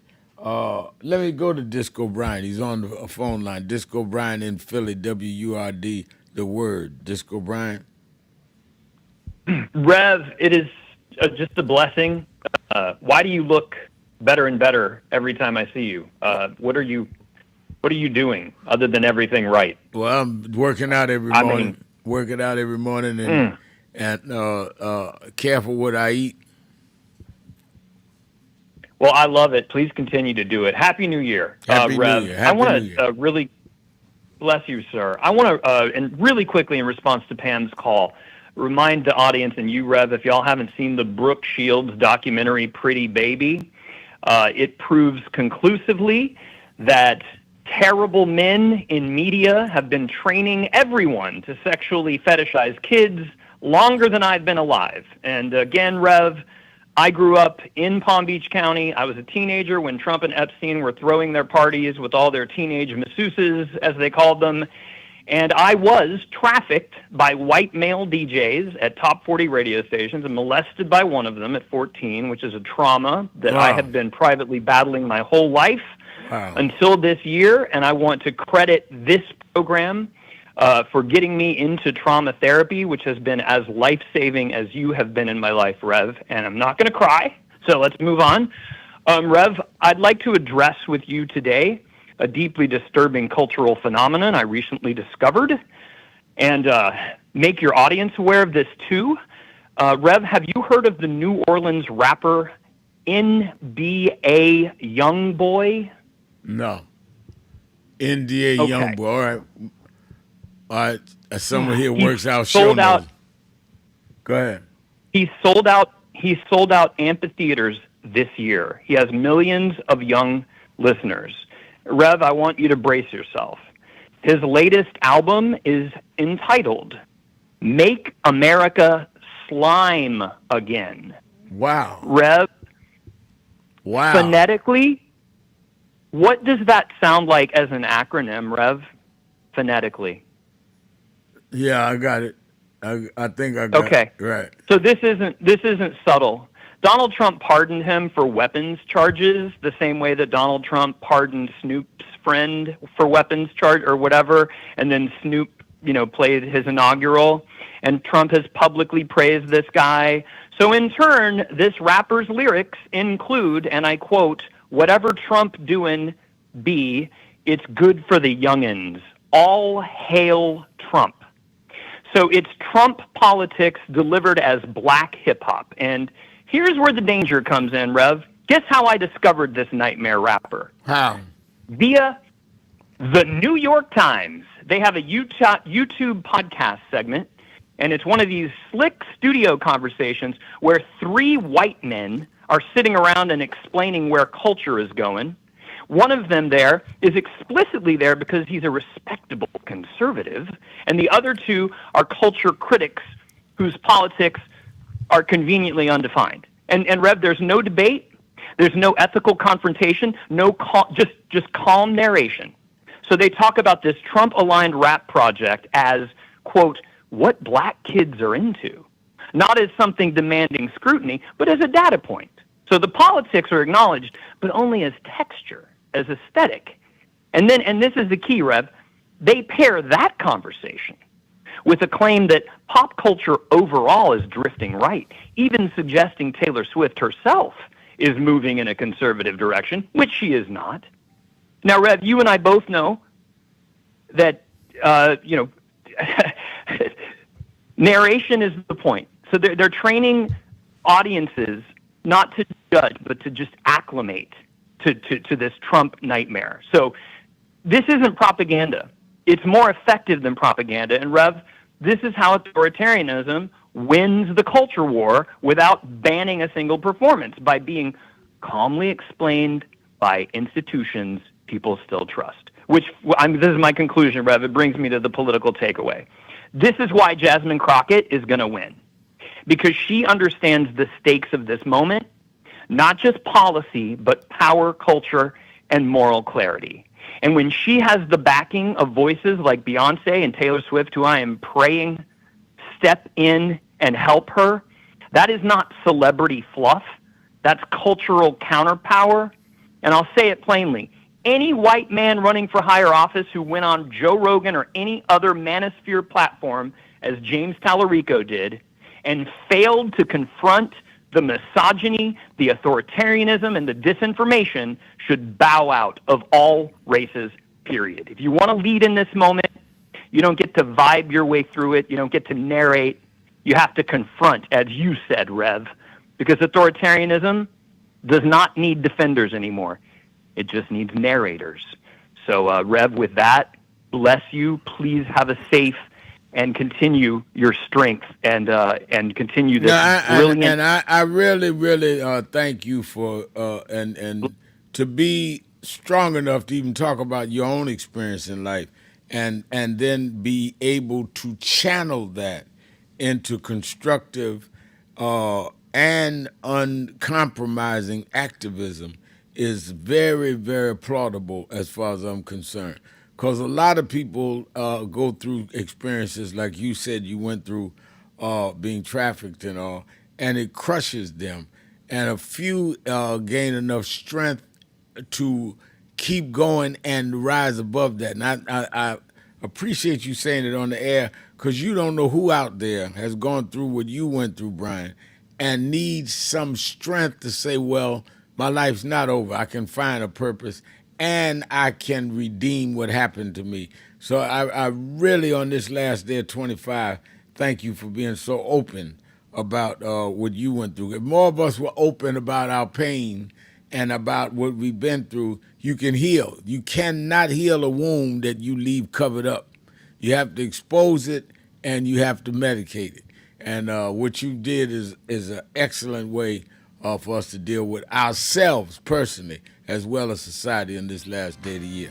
Thank you so much. Happy New Year to you. Let's take a break. I needed to expound upon that. Keeping it real.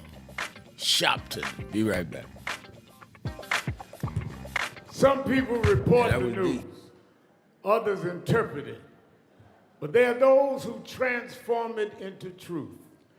Ari Melba has redefined journalism with intellect, creativity, and courage. He blends culture and current events, politics and poetry, truth and transparency. And in doing so, he reminds us that storytelling is a sacred work. Ari understands that our narratives shape our nation, and he has used his platform to highlight issues that matter to the people, not just to the powerful. Tonight we honor him for bridging art and activism, for using his voice to educate, inspire, and empower. Join me, please, in celebrating Ari Melba, recipient of the President's Award of Historic Transformative Leadership.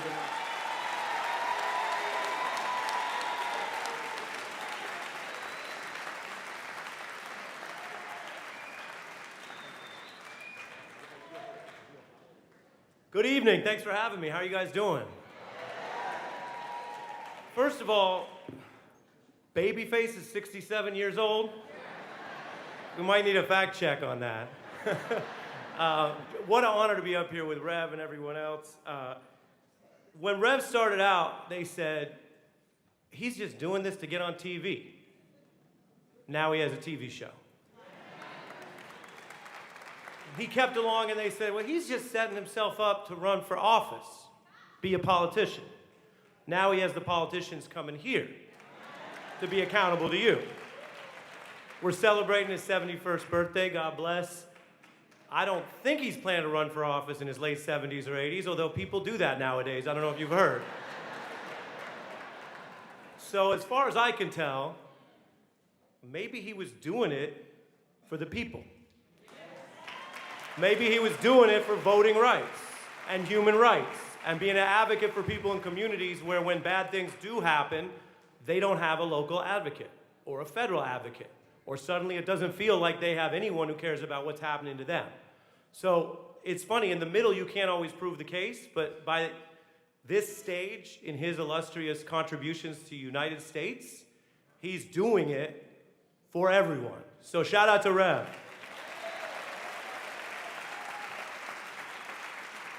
I'm really honored to get this award. My grandmother was a refugee. My father's an immigrant. Like a lot of other people that I get to interact with, I'm very aware that my worst days are better than some of their best days. And so I keep that in mind, and I know Rev does and a lot of other people do. This award was called Leadership in the Arts. I'm honored by it. I love the arts. I won't say whether I've ascended to being a leader in the arts, but I will share with you the leaders I learned from. I learned civil rights from Sam Cooke. I learned about colonialism from Bob Marley. I learned about activism from Gil Scott-Heron. He said the revolution will not be televised. We're working on that. Reb and I are working on that. I learned about the media from KRS-One. I learned about politics from Public Enemy. I learned about police brutality from Tupac and about feminism from Lauryn Hill. So when I was growing up, I did okay in school, but I was quickly learning as a teenager there was all of these parts that weren't in the official story, but they were true. So yes, we try to reflect some of that in our reporting. In times like this right now in America, art and free speech are under attack. It's not just the historians, bless them. It's not just the normal newspaper reporters, bless them. It's also the comedians, from Kimmel to D.L. Hughley. It's also the artists. We've seen the crackdowns on people who sing or share their thoughts through other forms of expression. And so, in a moment like this, as we've seen in, unfortunately, other countries around the world, it feels like just telling the truth becomes a radical act. That's a bad sign for the health of your democracy. But the truth can help redeem our democracy. So I'll end with a bar. Is that all right? Should we do one bar? From New York's own Jay-Z, Sean Carter, Hove.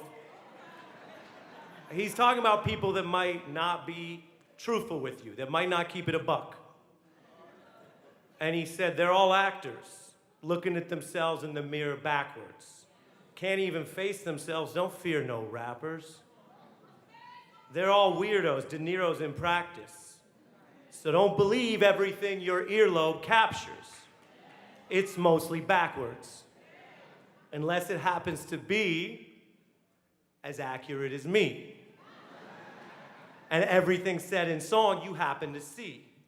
Then actually believe half of what you see.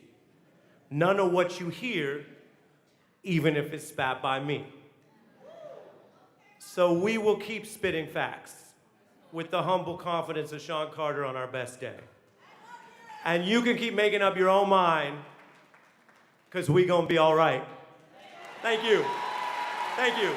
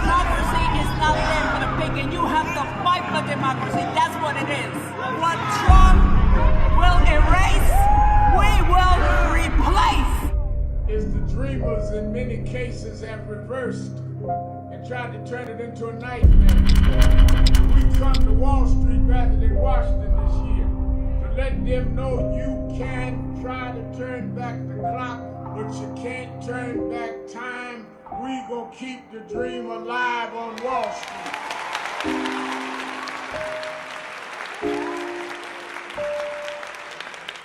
Many people cannot focus because they have not really come to terms with their calling and life purpose. In order to focus, you must also be clear on what you're focusing on. So if you're not clear on your purpose, if you're not clear on your life's calling, then focus on seeking that. Because if you just read the ways and roads you traveled that you didn't even choose, that were sort of just laid out for you by God, in that it's telling you, speaking to you about what your purpose is and what you were born to do and be. I learned the things that I didn't plan had to be planned by God, and God's plan was directed toward God's plan. I focus on that. You ready, sir? Yeah. I focus on what others. Keeping it real! Keeping it real. I am your host, Reverend Al Sharpton, and we're back.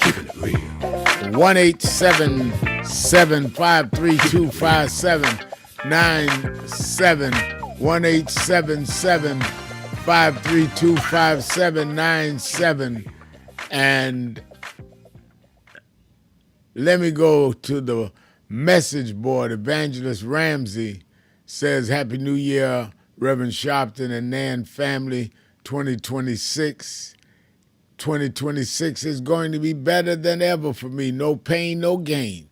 John 20, 24, and 25. Well, Evangelist Ramsey is one of the most effective activists in Nan and in the city of New York. I really Really, really admire her. I see, is this Kenneth Rush saying, congratulations, Mr. Mayor from Chicago. And yeah, I had the mayor on Politics Nation last week, Saturday, I believe he was on. And I'm going to have some people on this week you don't want to miss. I see, is it Keitha? I don't want to say the name wrong. Keitha Duhan. Keitha Duhan, thank you for ever and years and decades you have. 10 we have needed to be done through it not be the way it should have been done, but you were doing what needed to be done. Amen and thank you. Well, thank you for that encouragement. And I was trying to do absolutely what needed to be done. And Happy New Year's by Vivian Denise is saying Happy New Year's, Reverend. Happy New Year's, Vivian, back at you. Thank you for taking time. Send me that message. Let's go to Woody in Philadelphia, Pennsylvania. Woody, W-U-R-D, the word in Philadelphia. Hey, Rap. Hey, how you doing? Happy New Year. That's what I was ready to tell you, man. You made my year happy because when I listen to your program and all the younger people that are here, it generates that action of question and answer. And this is what so many of us did not get in the public schools. Graduating with a diploma as a receipt for educational services never truly rendered, to me, is a crime, and I can't stop talking about it because it happens all over the country. And if you want to talk about abuse, that's an abuse, because you sit somebody out to walk in life with the diploma as if they have the proper education, and then they have to go try to get a job. Some of them can't even fill out the applications. It's a pain to me that a lot of the younger people are sharing. It's not talked about nearly enough, and one of the places I think we should start is in the prisons. If we could get a program going on right there, I would love to see Keeping It Real there, because they can't keep it real if you don't know how to read. Right. It's difficult. So the young man that just went off talked about his abuse, and I can understand that's pain and suffering, but he knows how to read, write, spell, count. He got the proper education to deal with his problem. Imagine having that same thing happen to you, not you yourself, but any person, and they can't read. They don't have the proper education. That's where a lot of this violence comes from. That energy of wanting to hurt something comes inside when you don't know how to break it down to its lowest common denominator and keep it real. I'm just asking you, I'm just saying, how would you attack something like that? I think the only way you can attack it is what you're doing. We've got to stay on our public airwaves, in our private spaces, in our businesses, in our gathering places, whether it's social places or churches. And the barbershop is definitely part of why I cry out, because I don't, these young men, they share things with me. And from not having the proper background, and that the parents may not be in the right places, you got some teachers. I will never forget, and I didn't mean to cut you off, because that teacher, the first white teacher that I respected only because I was too young to understand, I said, wait a minute, I got a white teacher, I'm going to get a better education. I tell this story so many times, and when I got into class, the guy told me come to his class after school. I come to this white guy's class after school, and I'm a young kid. He says, Robert, what do you want to be when you grow up? And I told him what I wanted to be, and he said, guess what? You'll never be that in this school. And walk out. This happened to me. I tell this story over and over only because there's a hidden spirit that started back. Yeah, well, let me tell you this, Woody, that when I was, all right, let me put it this way. I've told this story before, but you bringing that up made me want to repeat it again. I was walking through LaGuardia Airport about 6-7 years ago. And, from time to time when I'm traveling and people will stop me, and whoever's with me, I have, security usually travel with me. And they would stop, can't take a selfie, can I say something to you? And this one lady stopped me. She said, I don't want a selfie. She looked about my age, and she was white female. And she said, do you remember your junior high school home teacher? I said, yeah. She said, you remember? I said, yes, I remember. Said, what's her name? She said, challenging me. And I won't say it over there, but I told her the name. She said, that's right. That was your homeschool teacher. I said, how do you know that? She said, that's my mother. And I never said to the woman why I remembered her mother. But I remembered her mother because her mother, I was graduating junior high school in 1968, the year Martin Luther King was killed. And I said, I was already in church as a boy preacher.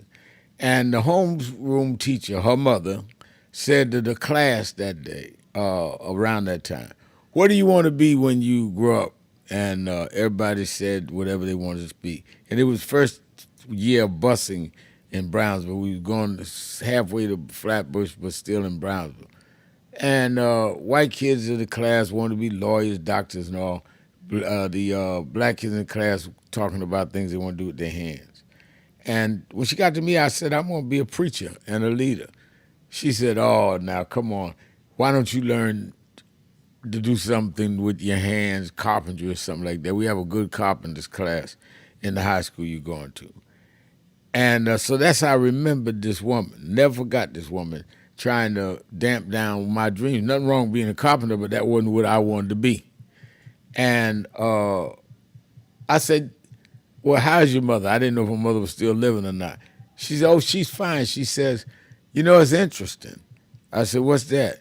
She said, every Saturday and Sunday, my brothers and I know we cannot call her at 5 o'clock because she sits in front of the television and watches your TV show. And Woody, I almost teared up to think that the teacher that thought I could never be nothing watches me every weekend. I almost could fly without the plane. And I tell that story after you said what you said because we've had similar experiences at similar times.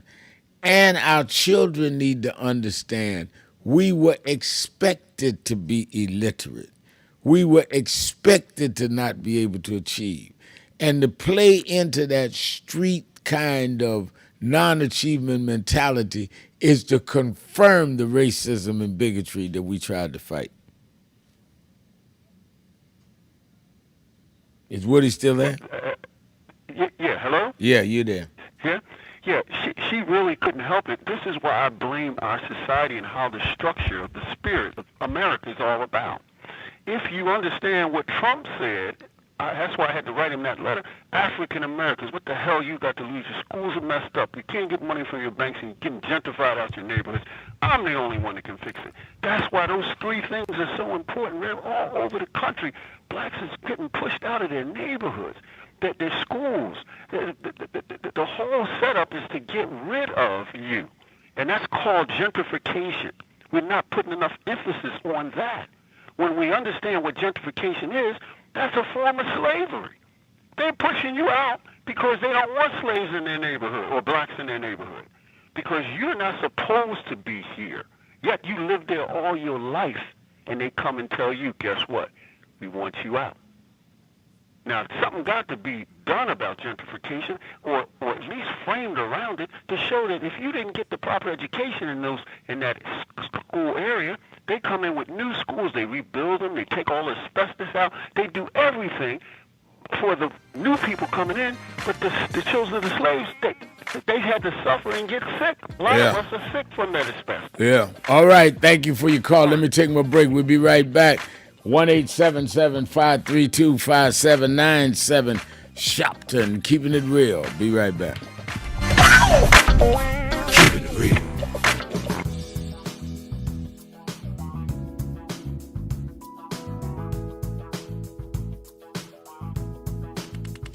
This is the first Thanksgiving I'm here in New York. Over 20 years. I'm just glad to be here with Rev today and to hand out the food. It's a blessing. It's a blessing. It's a blessing. It's Erica Ford, the Peace Doctor in the building. here at the National Action Network, it's about thanks, it's about giving, it's about gratitude, it's about love. I feel it is important for you to understand that there's work out here to be done, but it starts with gratitude, it starts with giving, it starts with peace, it starts with love. Let's go. Before we feed our family, we got to make sure that we feed the community. That's right. That's what it's all about. We have to come with Sharpton phones. You come and you make sure you show up, serve the community. That's what it's all about.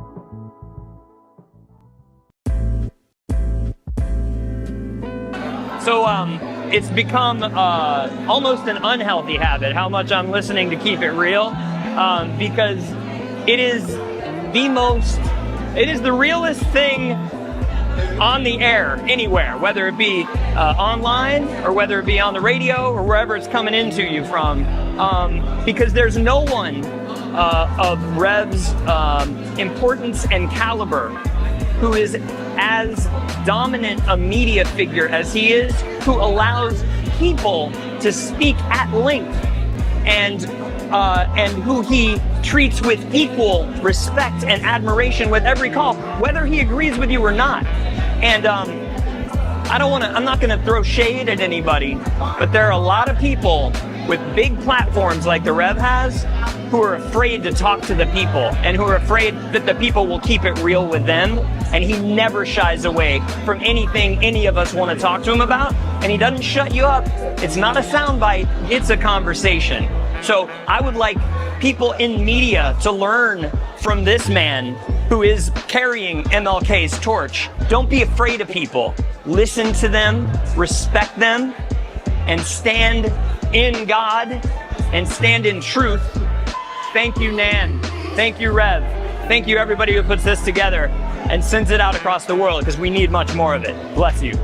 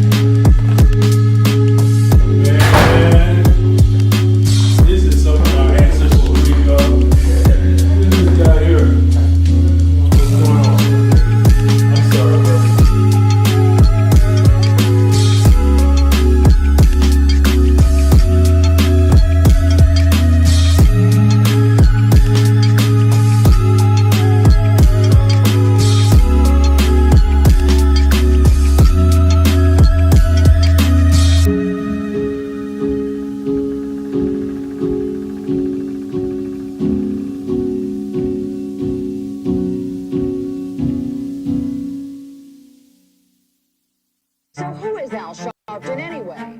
Who is this 33-year-old preacher without a church? A number of black New Yorkers as well. He is little more than a pudgy exhibitionist who can be counted on to show up, bullhorn in hand, at every racial incident.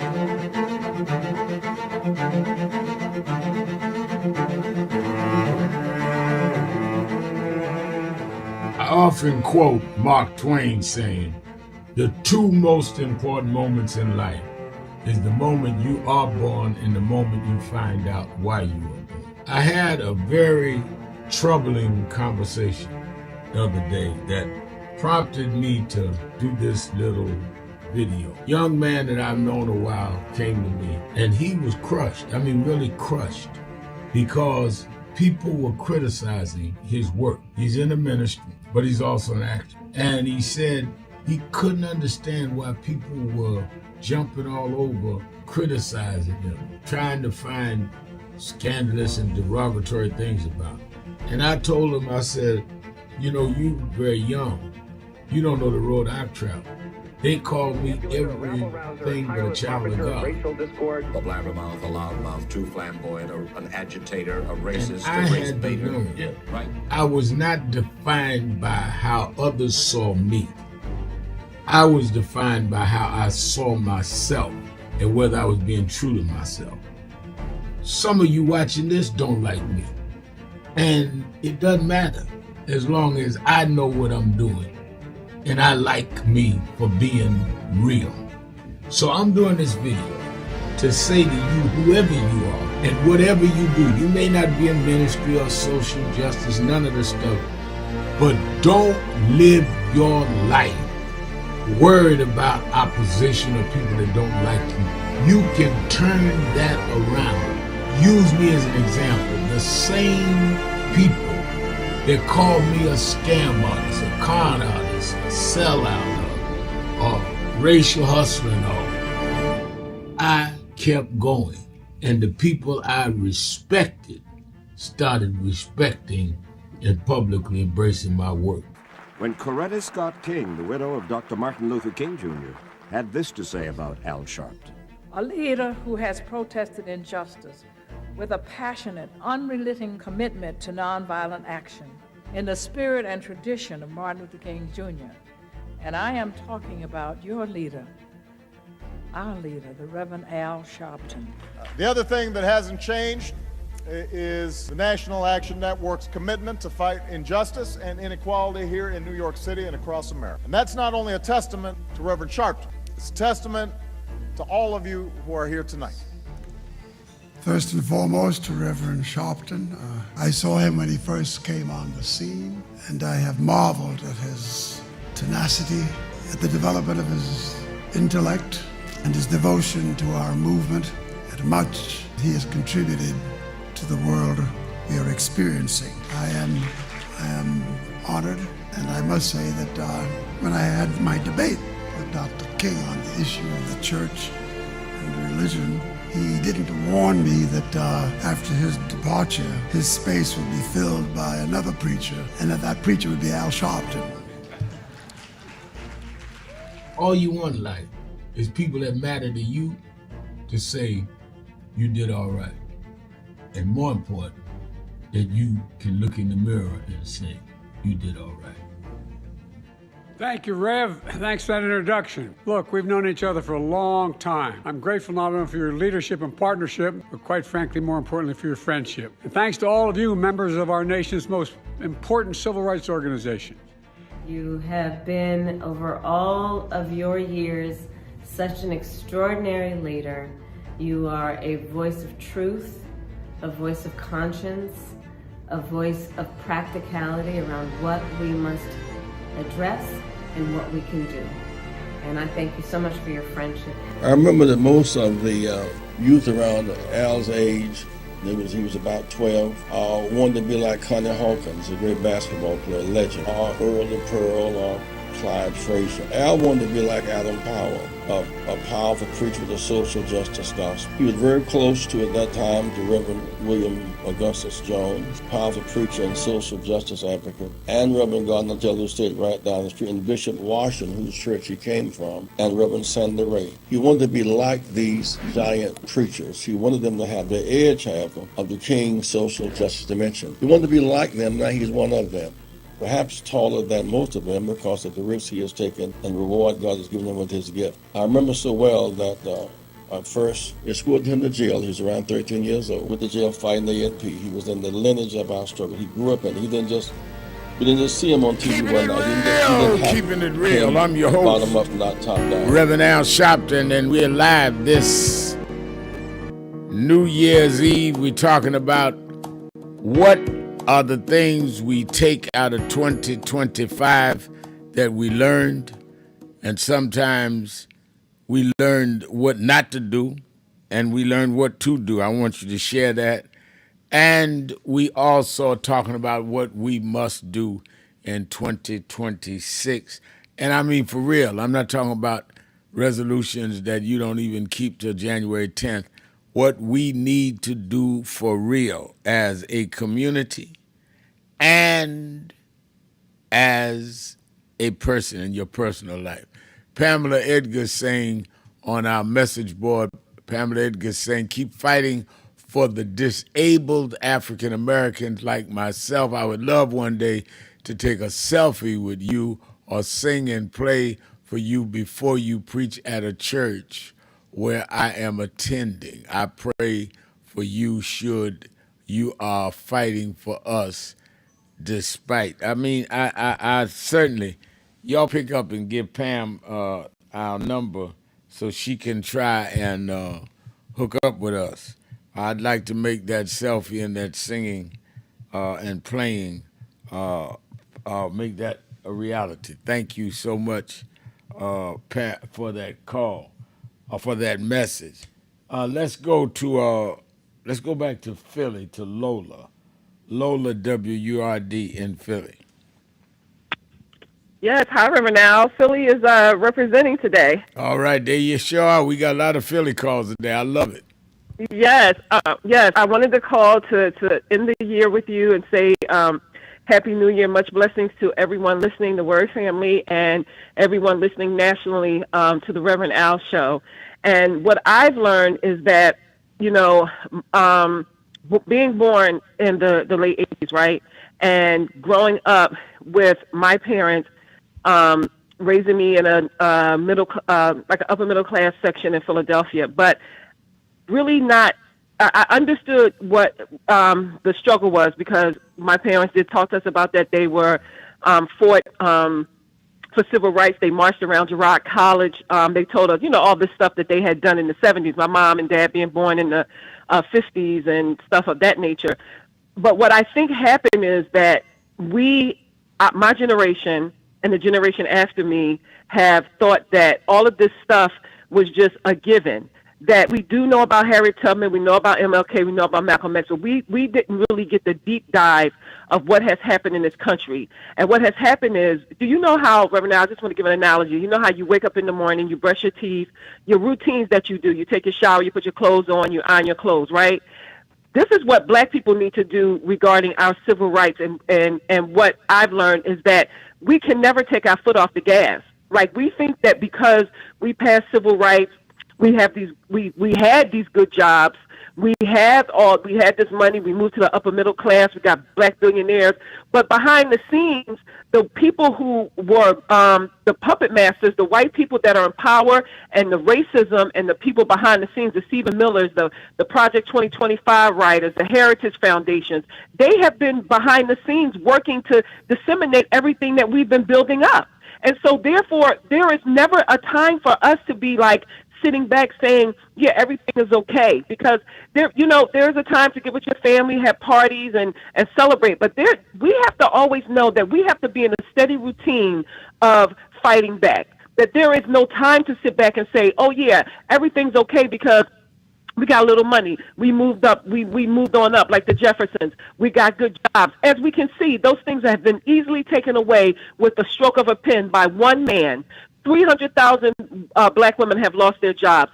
The unemployment rate for black men is higher in the country, especially in Philadelphia, all over the country. Our black youth, like Woody says, are not learning, but that's always been the case. And so my thing is going forward is like keeping my foot on the gas, letting my generation and the generation after us and the one after us that's coming up, is that we always have to be in the fight. And even though we think voting is not getting us anywhere, even though we think that these things aren't working, that is the thing that is keeping this country moving. Imagine if our ancestors said, you know what, I'm not going to go out here and vote. I'm not going to fight. I'm not going to cross the bridge where John Lewis was and all of those people were beat up and gassed and the Bloody Sunday. I'm not going to fight for the next generation. What if they just sat back and said, you know what, I'm just going to assimilate. I'm just going to let everything be okay and then let them fight for themselves. No, we got to keep moving forward and putting our foot on the gas and being engaged. And we have to know that the government runs slow.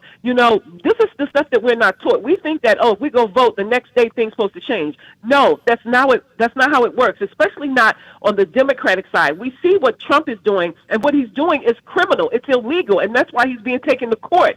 But I implore people in my generation, people in the generation after me, and the generation that's coming up, that we have to be much more engaged and understand that the stuff that our ancestors did, that you did, that Martin Luther King, Reverend Jesse Jackson, John Lewis, everything, it was time consuming. It just didn't happen in one day and 1 week and 1 month. I mean, think about Stevie Wonder getting he was one of the four people, and yourself getting the national holiday, fighting and fighting. That took years upon years. It just didn't happen overnight. And we take for granted that we get that one day off, but we don't know about the fight that it took just to get that one day off for Martin Luther King Day. And so my thing is moving forward, really being engaged.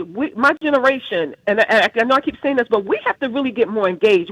The way people stand out in line for phones, they stand out in line for all of this other mess. We really got to take the mantle. You guys have run the race. We got to step up. We got to know that the fight continues. It has to be a routine. I think that the segregation and assimilating and thinking that we live next to white people, that we got it made. No, baby, you don't, because they have been behind the scenes as we trying to we build up a couple blocks, they tearing down one of the blocks. And so we have to keep building and building and building, and we have to keep fighting and fighting and fighting, and we have to keep fighting these laws.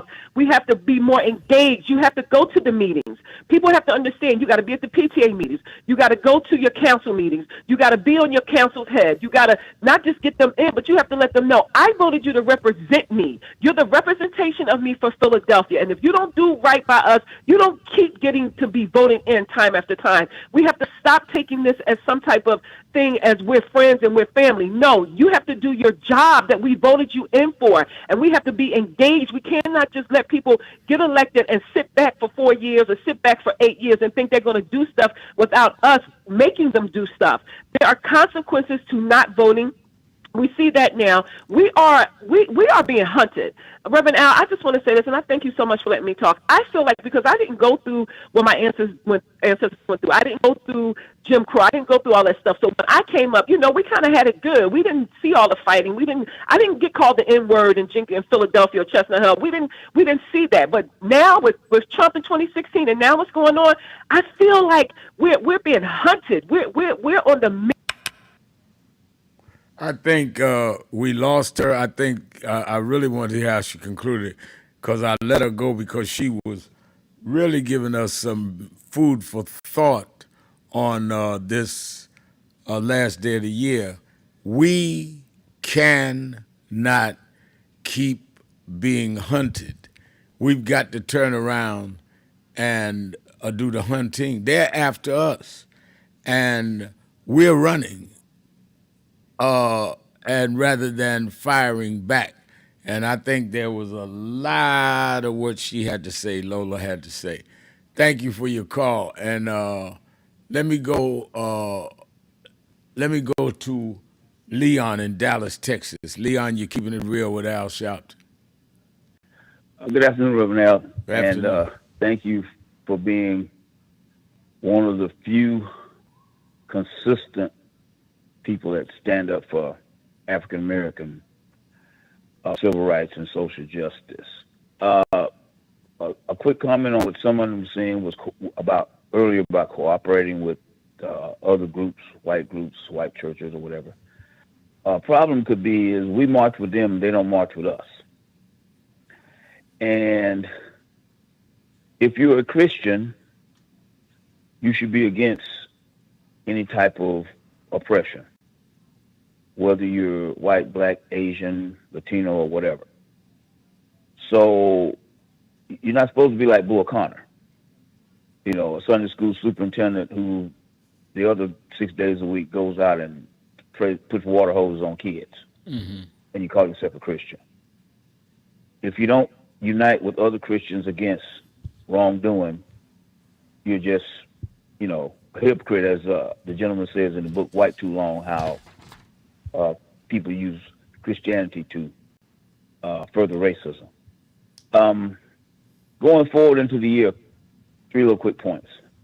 First of all, from the African American perspective, we have to start cooperating with each other for the end goal.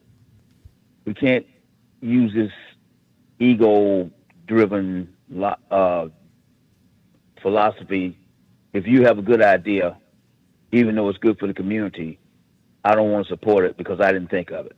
Right. I see a lot of that here in Dallas. We need to come together, and if something's a good idea, we support it until we find out that it's not working, and then we move to the next idea. Not just say, I'm not going to support you because you came up with something that I didn't come up with. That's exactly what the other side does. The MAGAs know how to cooperate to achieve power, and they keep showing us that. So we're not learning anything. And until we do it, we haven't done it. Secondly, we need to stop stabbing each other in the back. You know, you talk about how you got stabbed at a march. Well, Martin Luther King got stabbed by a black lady. He did. And so we need to stop stabbing each other in the back, being our own worst enemies. Because the attack from the front is what you really are in danger from. And when you're stabbing your own leaders in the back or your own ideas in the back, you're only hurting yourself. Finally, we need to continue to fight until we see the results with our own 2 eyes. For instance, if we say there's a housing problem, we still have a fight till we see new housing. Right. If we say we don't have any grocery stores, well, we need to fight till we see a grocery store or 2 in our neighborhoods or a hospital. We can't do like T.D. Jakes said he was going to do $1 billion worth of housing in Atlanta, low-income housing, on the same land that Tyler Perry had. Well, that was 3 years ago. And so, and when white builders and developers say they're going to do something in a press conference on national TV, the next 3 or 4 days you see the bulldozers moving. So we need to try to do these 3 things in order to fight back from this organized attack from these MAGA folks. I think that there's a lot in what you had to say, Leon, and I think that what I take away from it is that we have to have definite goals. One of the reasons I think sometimes we don't see progress is we don't set the benchmark. So like you say, if we're going after a grocery store or going after whatever it is in our communities, we got to say that. I think what a lot of politicians get away with is saying, I'm going to better the community, I'm going to have a more affordable this, more this, but never specifically do we nail them down to what is that you're saying and measure them by that. That's why I was saying when we were fighting for the George Floyd Justice and Policing Act, we were fighting for the John Lewis Voting Act, we were fighting these things. I said, no, we need to fight to get these laws in, and those that vote against it, we need to get them out, and we still need to do that. Racial profiling laws we made pass. We had President Obama deal with the Policing Act, putting cameras on policemen. I believe in getting things done specifically, because as long as you use it general, it ain't going to come to nothing. But thank you for your call. I think there's a lot of wisdom in that. And I do know that there were and are plans by Bishop Jakes. I got to defend that. I think you're going to see that housing come about. There has been a delay, but I think you'll see that happen. Let's take a break. We'll be right back. Keeping it real. Sharpton, 1-877-532-5797, 1-877-532-5797. Be right back.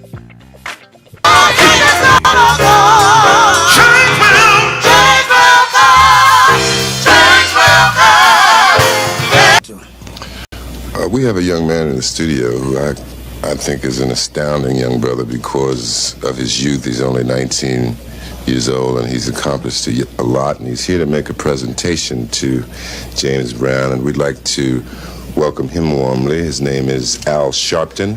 How about it for Al Sharpton?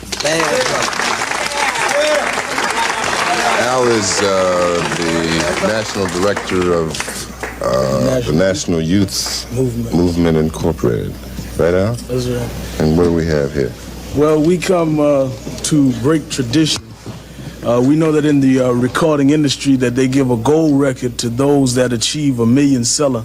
But we view your million seller payback as a black record because it is relevant and says many of the things that young blacks have tried to say and could not musically express in our own little way. And we feel the payback is sort of like the theme song of Young Black America in 1974. Yeah.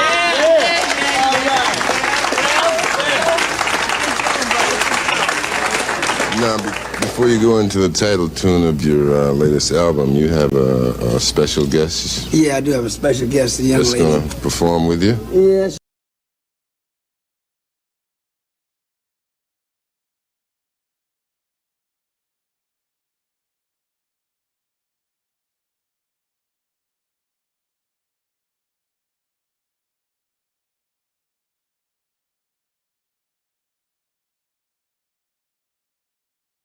That I want to end. He talked about the dry bones in the valley. I'll tell you that. The only reason that the wind could blow life into the bones is because at some point they had to be connected. If the wind had blown into a disconnected body, it still wouldn't have worked.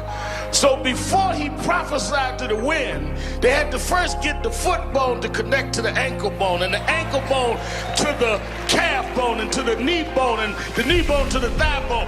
If we are to prophesy to the wind, we must first connect this body. We must connect Eddie Long to Farrakhan and Cornel West to Elders and Lowry to Sharpton. If we can connect this body, then God will blow the breath of life into our community.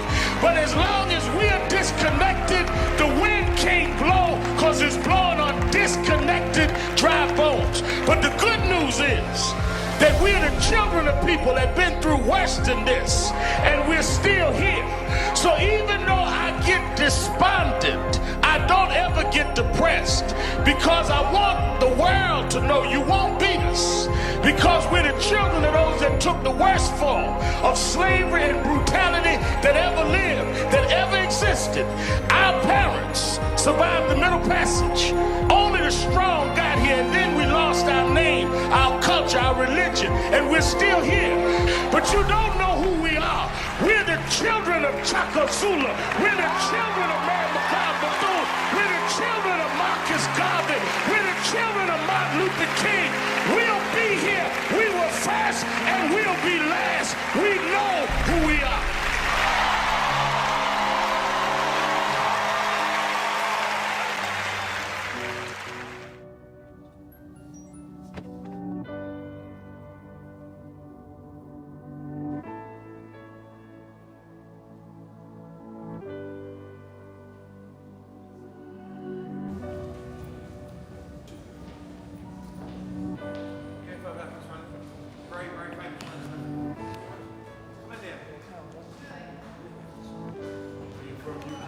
London, yeah. We've got many problems here.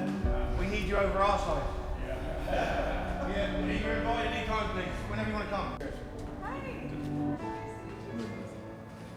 There we go. Guys! What's up, Doc?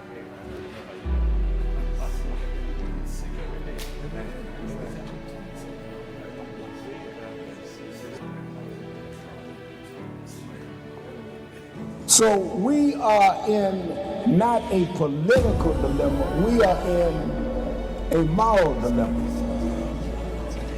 And if the black church does not come with a prophetic voice, then who's going to do it? We can go through all the data, all the statistics, all we're going through in the workshops, but the question is, where is the action going to be? We all believe in Jesus. Jesus didn't teach theology, he healed people. And they learned the nature of the theology based on his healing. We got to heal this nation. And if we heal this nation, the nation will return to our churches. But we've become silent and compromised. And we try to blame it on, I'm not in this. You are in this. You live it, your members live it. Unemployment now is higher now than it's been since the pandemic. Yet we survive. Yes, sir. There's no history in the world of any people that went through the kind of psychological, cultural, and physical slavery like blacks did in America. The only reason we're still here is because of our faith. We had no external strength. We had an internal strength. And it was the God that we were taught by our mamas and grandmamas that brought us through. And I don't care who's sitting in the White House, we cannot betray the God that brought us through.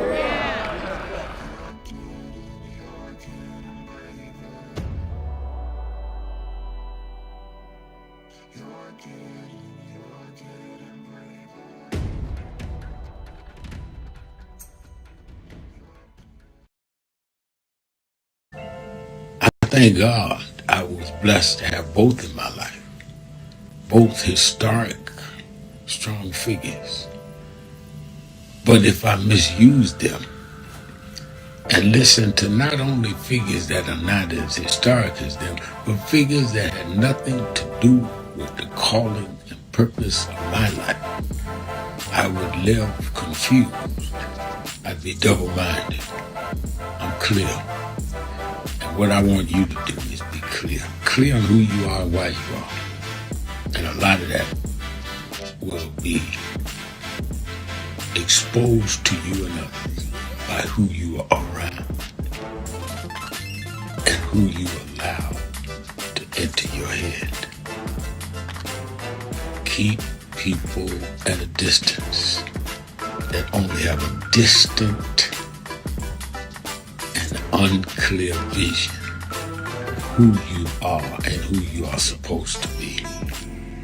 They could be your blood relatives, but they could not be the ones that accompany you toward what you ought to be about tonight.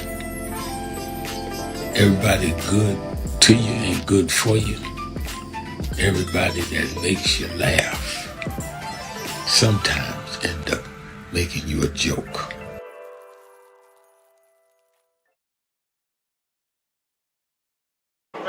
Tony Wafer, Los Angeles chapter, NASDAQ Network. He just came in here to New York a couple days ago, had to stop by the House of Justice, and I sure enough found some justice, so I know I can leave here feeling like I got peace.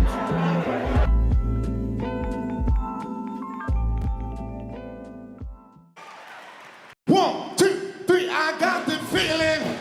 Hey, baby, baby, I got the feeling. Oh, I got that feeling, yeah. Hey, hey, hey, got that feeling, y'all. Come on. Feeling, baby. Oh, I got the feeling, y'all. Can you put your hands together? I got the feeling. Oh, won't you say, baby, baby, I got that.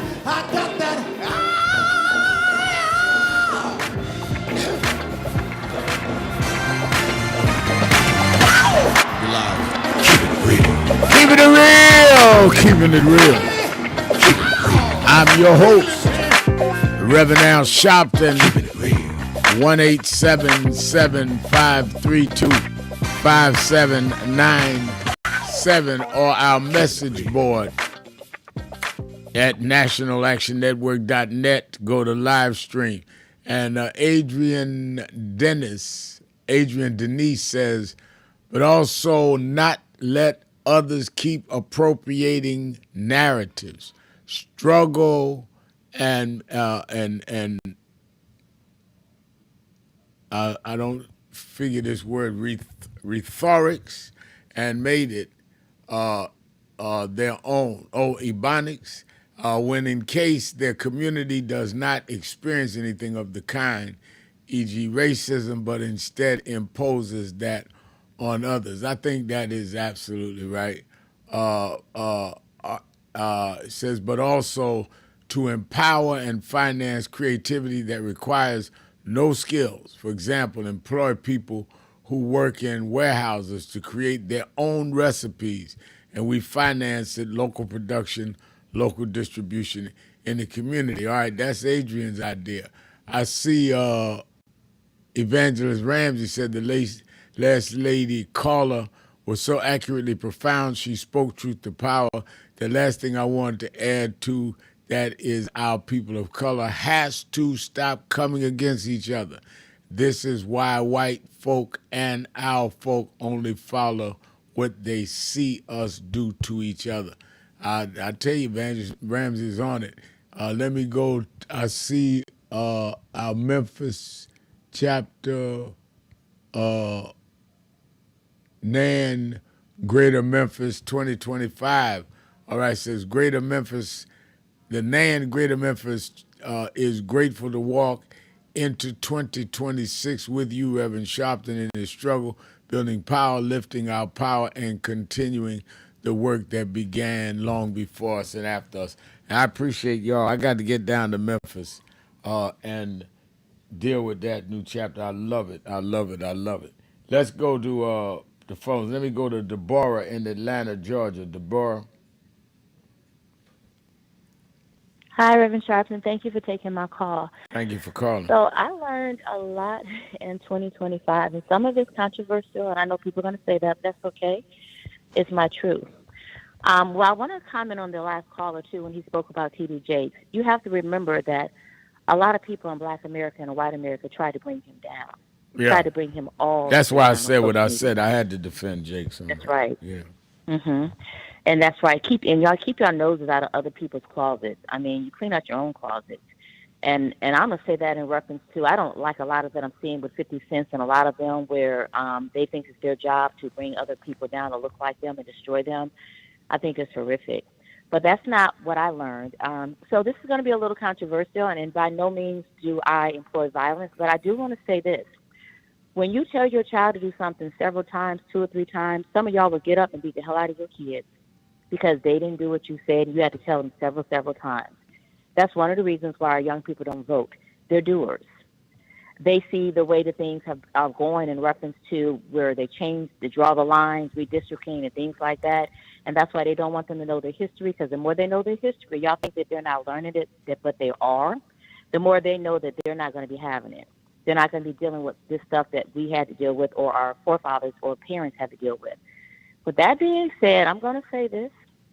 And again, I'm not for violence, but I will say this because nobody else is talking about it. I learned that a 35-year-old Black man showed the world what his son meant to him and what Black sons mean to Black fathers. And y'all don't have to admit it, but I haven't seen no more shootings of young Black men, no more officers talking about they need to get some training done because they don't know what they're doing or they're not trained right.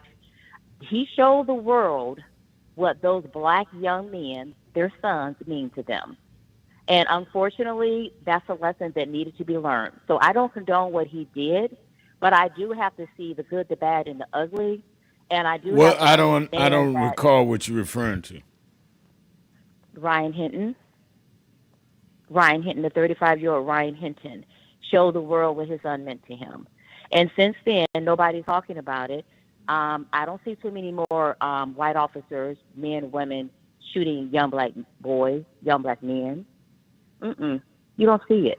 Yeah, I think all right. Let me say, let me respond. I don't know about others' controversy. I don't. Okay. I agree with you about Bishop Jakes because I happen to know that he had things in place. He did go through a sick spell. I think that will happen. So I agree with you on that. I agree with you that we need to really discipline our kids, and I understand. A man defending his kids, and I understand what you're saying there.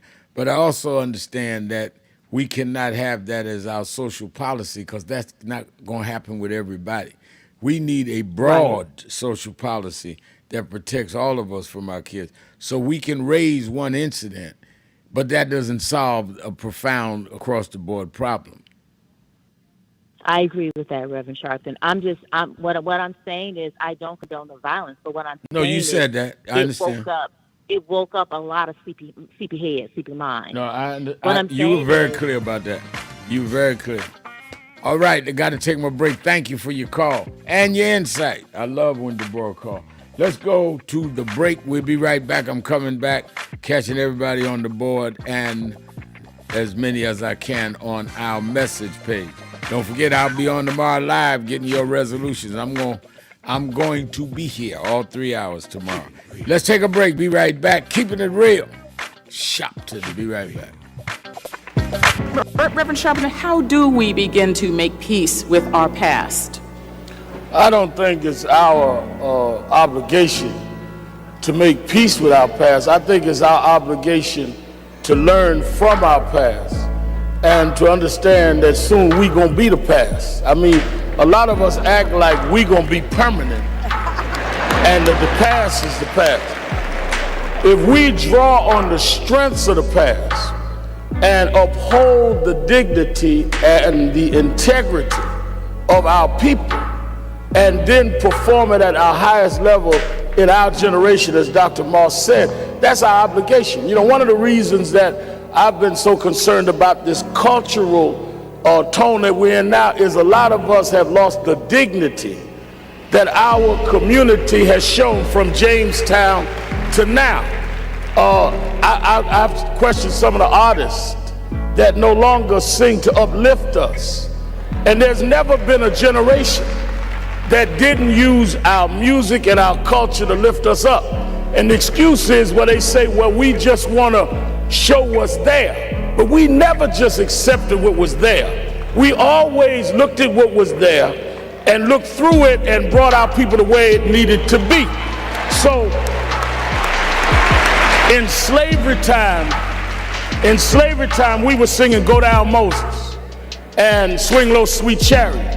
We wasn't singing about the cotton picking nigga in the field. That's what we saw, but that's not what we sang. In slavery,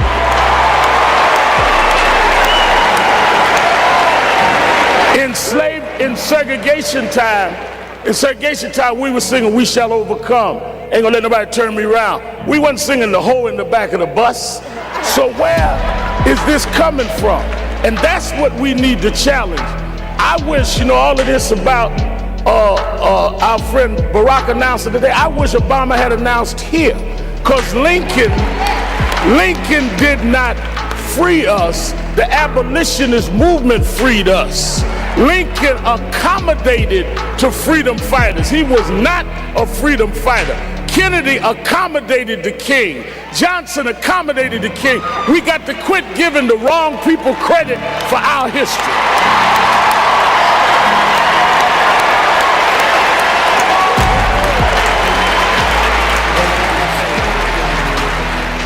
1-877-532-5797. 1-877-532-5797. Let's go back to the phone. Attorney Jennifer Jones-Austin is. Every day, Monday through Friday, I do 3 hours a day on Keeping It Real with Reverend Al Sharpton. I do 1 hour on Sunday mornings with Reverend Al Sharpton. And I'm live on radio and TV with the Saturday Action Rally. 7 days a week, I talk to our people, hear from them, to call in.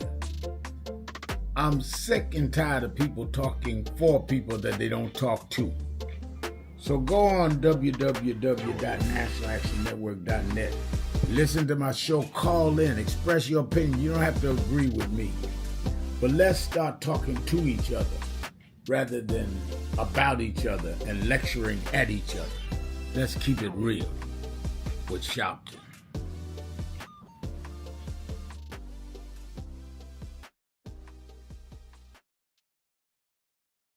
And I think that is extremely important about the funding. But I also want to add how they're changing what can be taught. You have states outright saying you can't teach Black history and you can't teach certain other histories, and the curriculum you have this administration that is literally taking out exhibits from the Smithsonian. So we have not only an education problem in terms of resources, we have an education problem in terms of curriculum and what people are being taught. So I have one grandchild, 6-year-old. When he gets to high school, it may be just against the law for him to learn about certain parts of American history, which includes blacks. We want to talk about slavery. We want to talk about the good side of America. Well, what does that mean? That's not history. Everything was not good.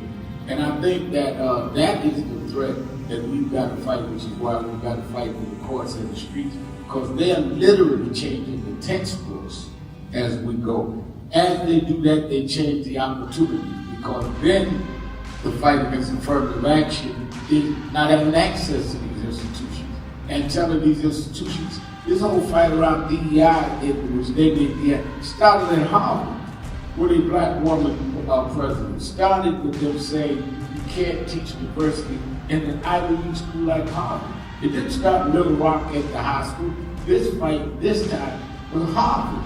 And they went from there on. And I think that we've got to have the same resistance. If they could fight in the 50s, that ACP would bring forth together and deal with the question from Little Rock in terms of desegregation, then we that are far more educated, far more economically secure personally, have no excuse in the age of what they did in Harvard not to be standing up back in this.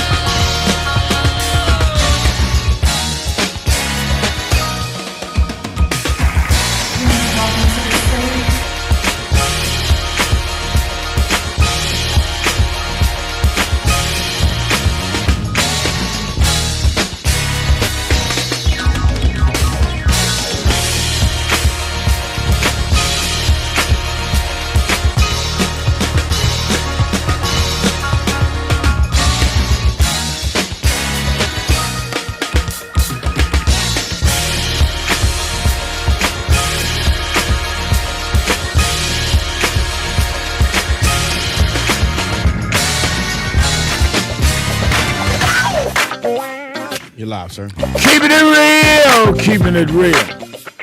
I am your host, Reverend Al Sharpton, and let me repeat, I will be in tomorrow. You can call. I'm not going to be able to get to all the callers. I see the board lit, but I want you to call tomorrow and give me your New Year's resolutions and observations. And don't forget, Saturday and Sunday, I will be live on Politics Nation. Don't think I take weekends or holidays off. I take them on because a lot of people are home or similarly situated. They can't do it in their regular work week. Watch Saturday and Sunday, 5 p.m. Eastern Time on MSNBC.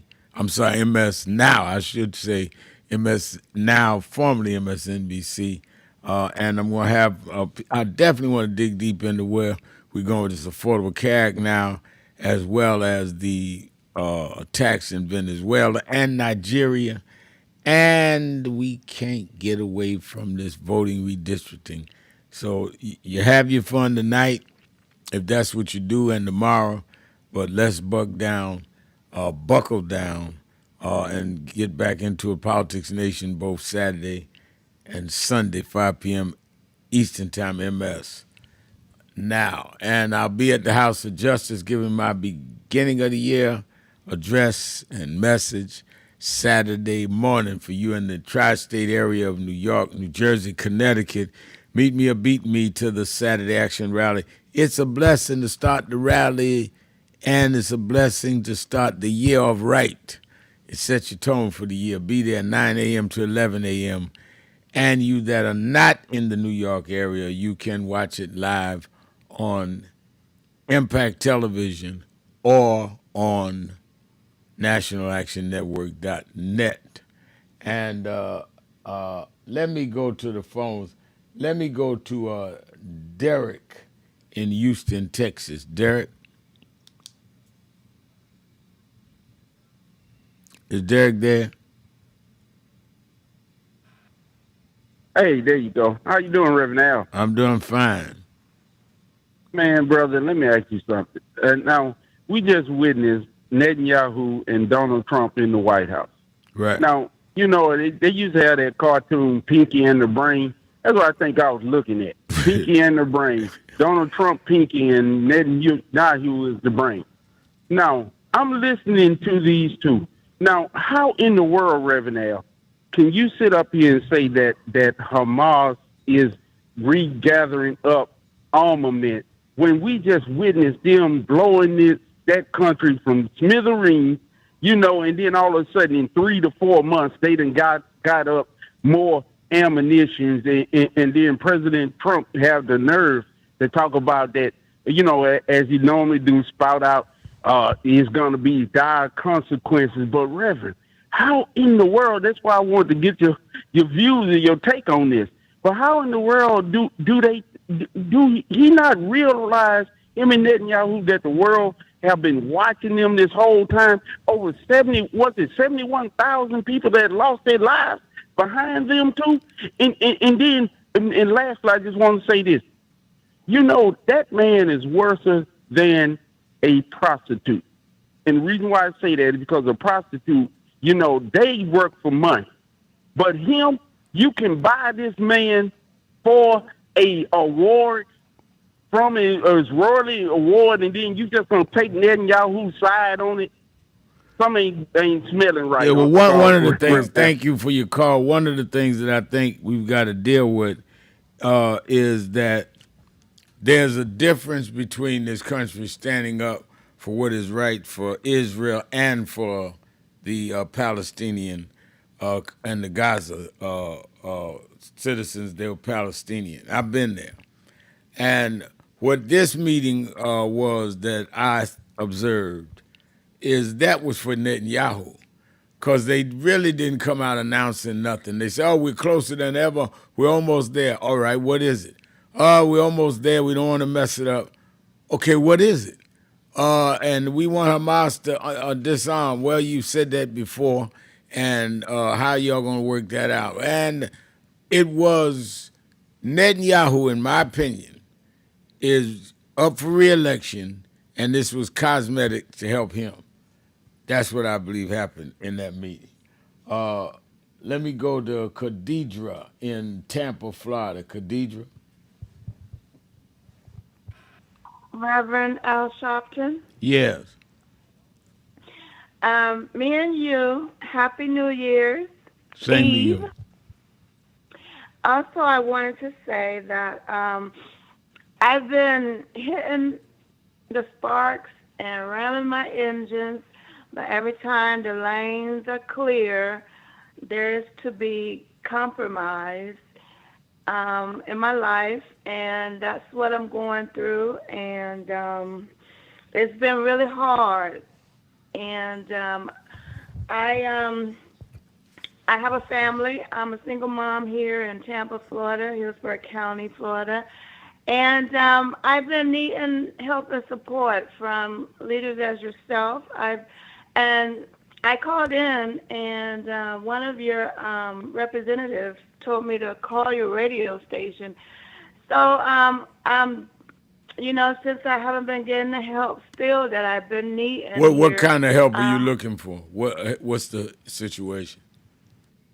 Well, it's a very serious situation. I've been through 13 years of unrest and uncivilized behaviors, 24/7, 365 days a year, nonstop. I'm a single mom, one family, with Hillsborough District School, and you know things are coming together, but there's still uprooting Hillsborough County, our Hillsborough County courthouse by the entities that are doing these legal procedures involving residents' home. And yes, United States of America, rah, rah, rah. And so I've been dealing with this personally, solo. Hold on a minute. Get her number and get it to me. Let me see. Because I need to have more. I can't help or see if we can help. We can't help everything, but I can't even see unless we know specifically what they're talking about. So get me a number. Let me try to get it in Percy. I got a few more calls. Percy, and then try to get another call in as well. Percy in Detroit. Mayor. Yes, sir. Labor leader extraordinaire. Hey, how you doing? I'm doing good, man. And Happy New Year to you almost. Happy New Year. We almost there. Yes, sir, boy. Bless your heart. And once again, I like what you always say at the end of that word. There's one thing that I hope that every bigot and every racist person out there gonna say the word that you said, that he up again. Yeah, and that's let's go. And That's right. But look, man, what I done learned, one thing I done seriously learned in 2025, that the Republican majority, anytime they get in power, they chasing the bag, and they are not looking out for the interests of the community, and they are not looking to build us up. They looking to build us down, and they took they don't have no moral character. They don't care about their power. So we as a people got to stop being that fog in the test tube job that they got the heat turned on us so low. But if we stay in that job, we done got so relaxed. Now when it start boiling, we can't even jump out. We got to jump out. Wow. You know, if we got to listen to what Jesse Jackson was saying, we got to stop being so going along, making a way to get along with the harm that they doing to us. Yeah. No, we got to push back and stand up for what's right. And the people who got good hearts, and I love Pam, all the other folks that was telling us, get out here and do stuff. That's what we got to do. 2025, I want to get with the youth, 18, that's getting ready. I want to encourage them to be precinct delegates, get in these parties, and start learning how they can get their names on the ballots and start getting involved with civics. And it's so important that we get civically engaged, and we have a list. We got to have a list of issues that we want from our elected officials. Stop sitting around waiting on them to come to us and tell us what we want. We got to have a list of things that we want done and distinctly hold them accountable, give them a scorecard, score them. If they don't give us a good score of 80% or better with the issues that we done gave them to support us, we need to do in the primaries, put somebody in there that's going to help us. So in the main election, we can put people in office that's going to help build us up. I'm going to let you go so you can get somebody else on. All right. Thank you for your call. And let me try to get Anita from Chapel Hill on. Hi, Reverend Al. Hi. Okay. Happy New Year. Same to you, man. We got to have a great New Year for James Brown. He always made sure everything was great for us all the time. I want to say this. They have something saying that black kids are committing suicide here in North Carolina. Right. And they want to work with the mental health. How about we use that for you to talk to the governor here for the history not being taught? And maybe this is why our children are feeling like they're not human, because they're not represented in history in the classrooms and things like this. And we're taught to look white to be accepted, or talk white to be accepted. So this is a great way to fit in with the mental health and history and our children not committing suicide. Yeah, I think I read something. In fact, some of our people in North Carolina, who's in New Bern, sent me something on this. I think you're right. We need to address this, absolutely. He's a good governor, Reverend. I think you can work with him. I'm going to reach out. I hear the music. I have to go. I want everybody that's on to call me tomorrow. I want to hear some resolutions, some announcements. I want to make sure that everybody is on the same page. And remember, tonight, whatever you do, however you bring in the new year, whether it's at a church, whether it's at a party, whether it's at home with family, remember, whatever you do is going to be you committing yourself to what you're going to say you're going to do through the year. Make sure you do it this time, if you haven't in the past. My mother was from Dothan, Abbeville area, Alabama. She said the way you are at the strike of midnight is going to be how you spend the year. So be careful what you do at midnight, because it may carry you. And remember, whatever you do, wherever you go, however you feel, tell somebody, tell anybody, tell everybody. Going into 2026, the Reverend Al told you personally, keep it real. Keep it real. Whatever you do, keep it real. I'll talk to you tomorrow next year.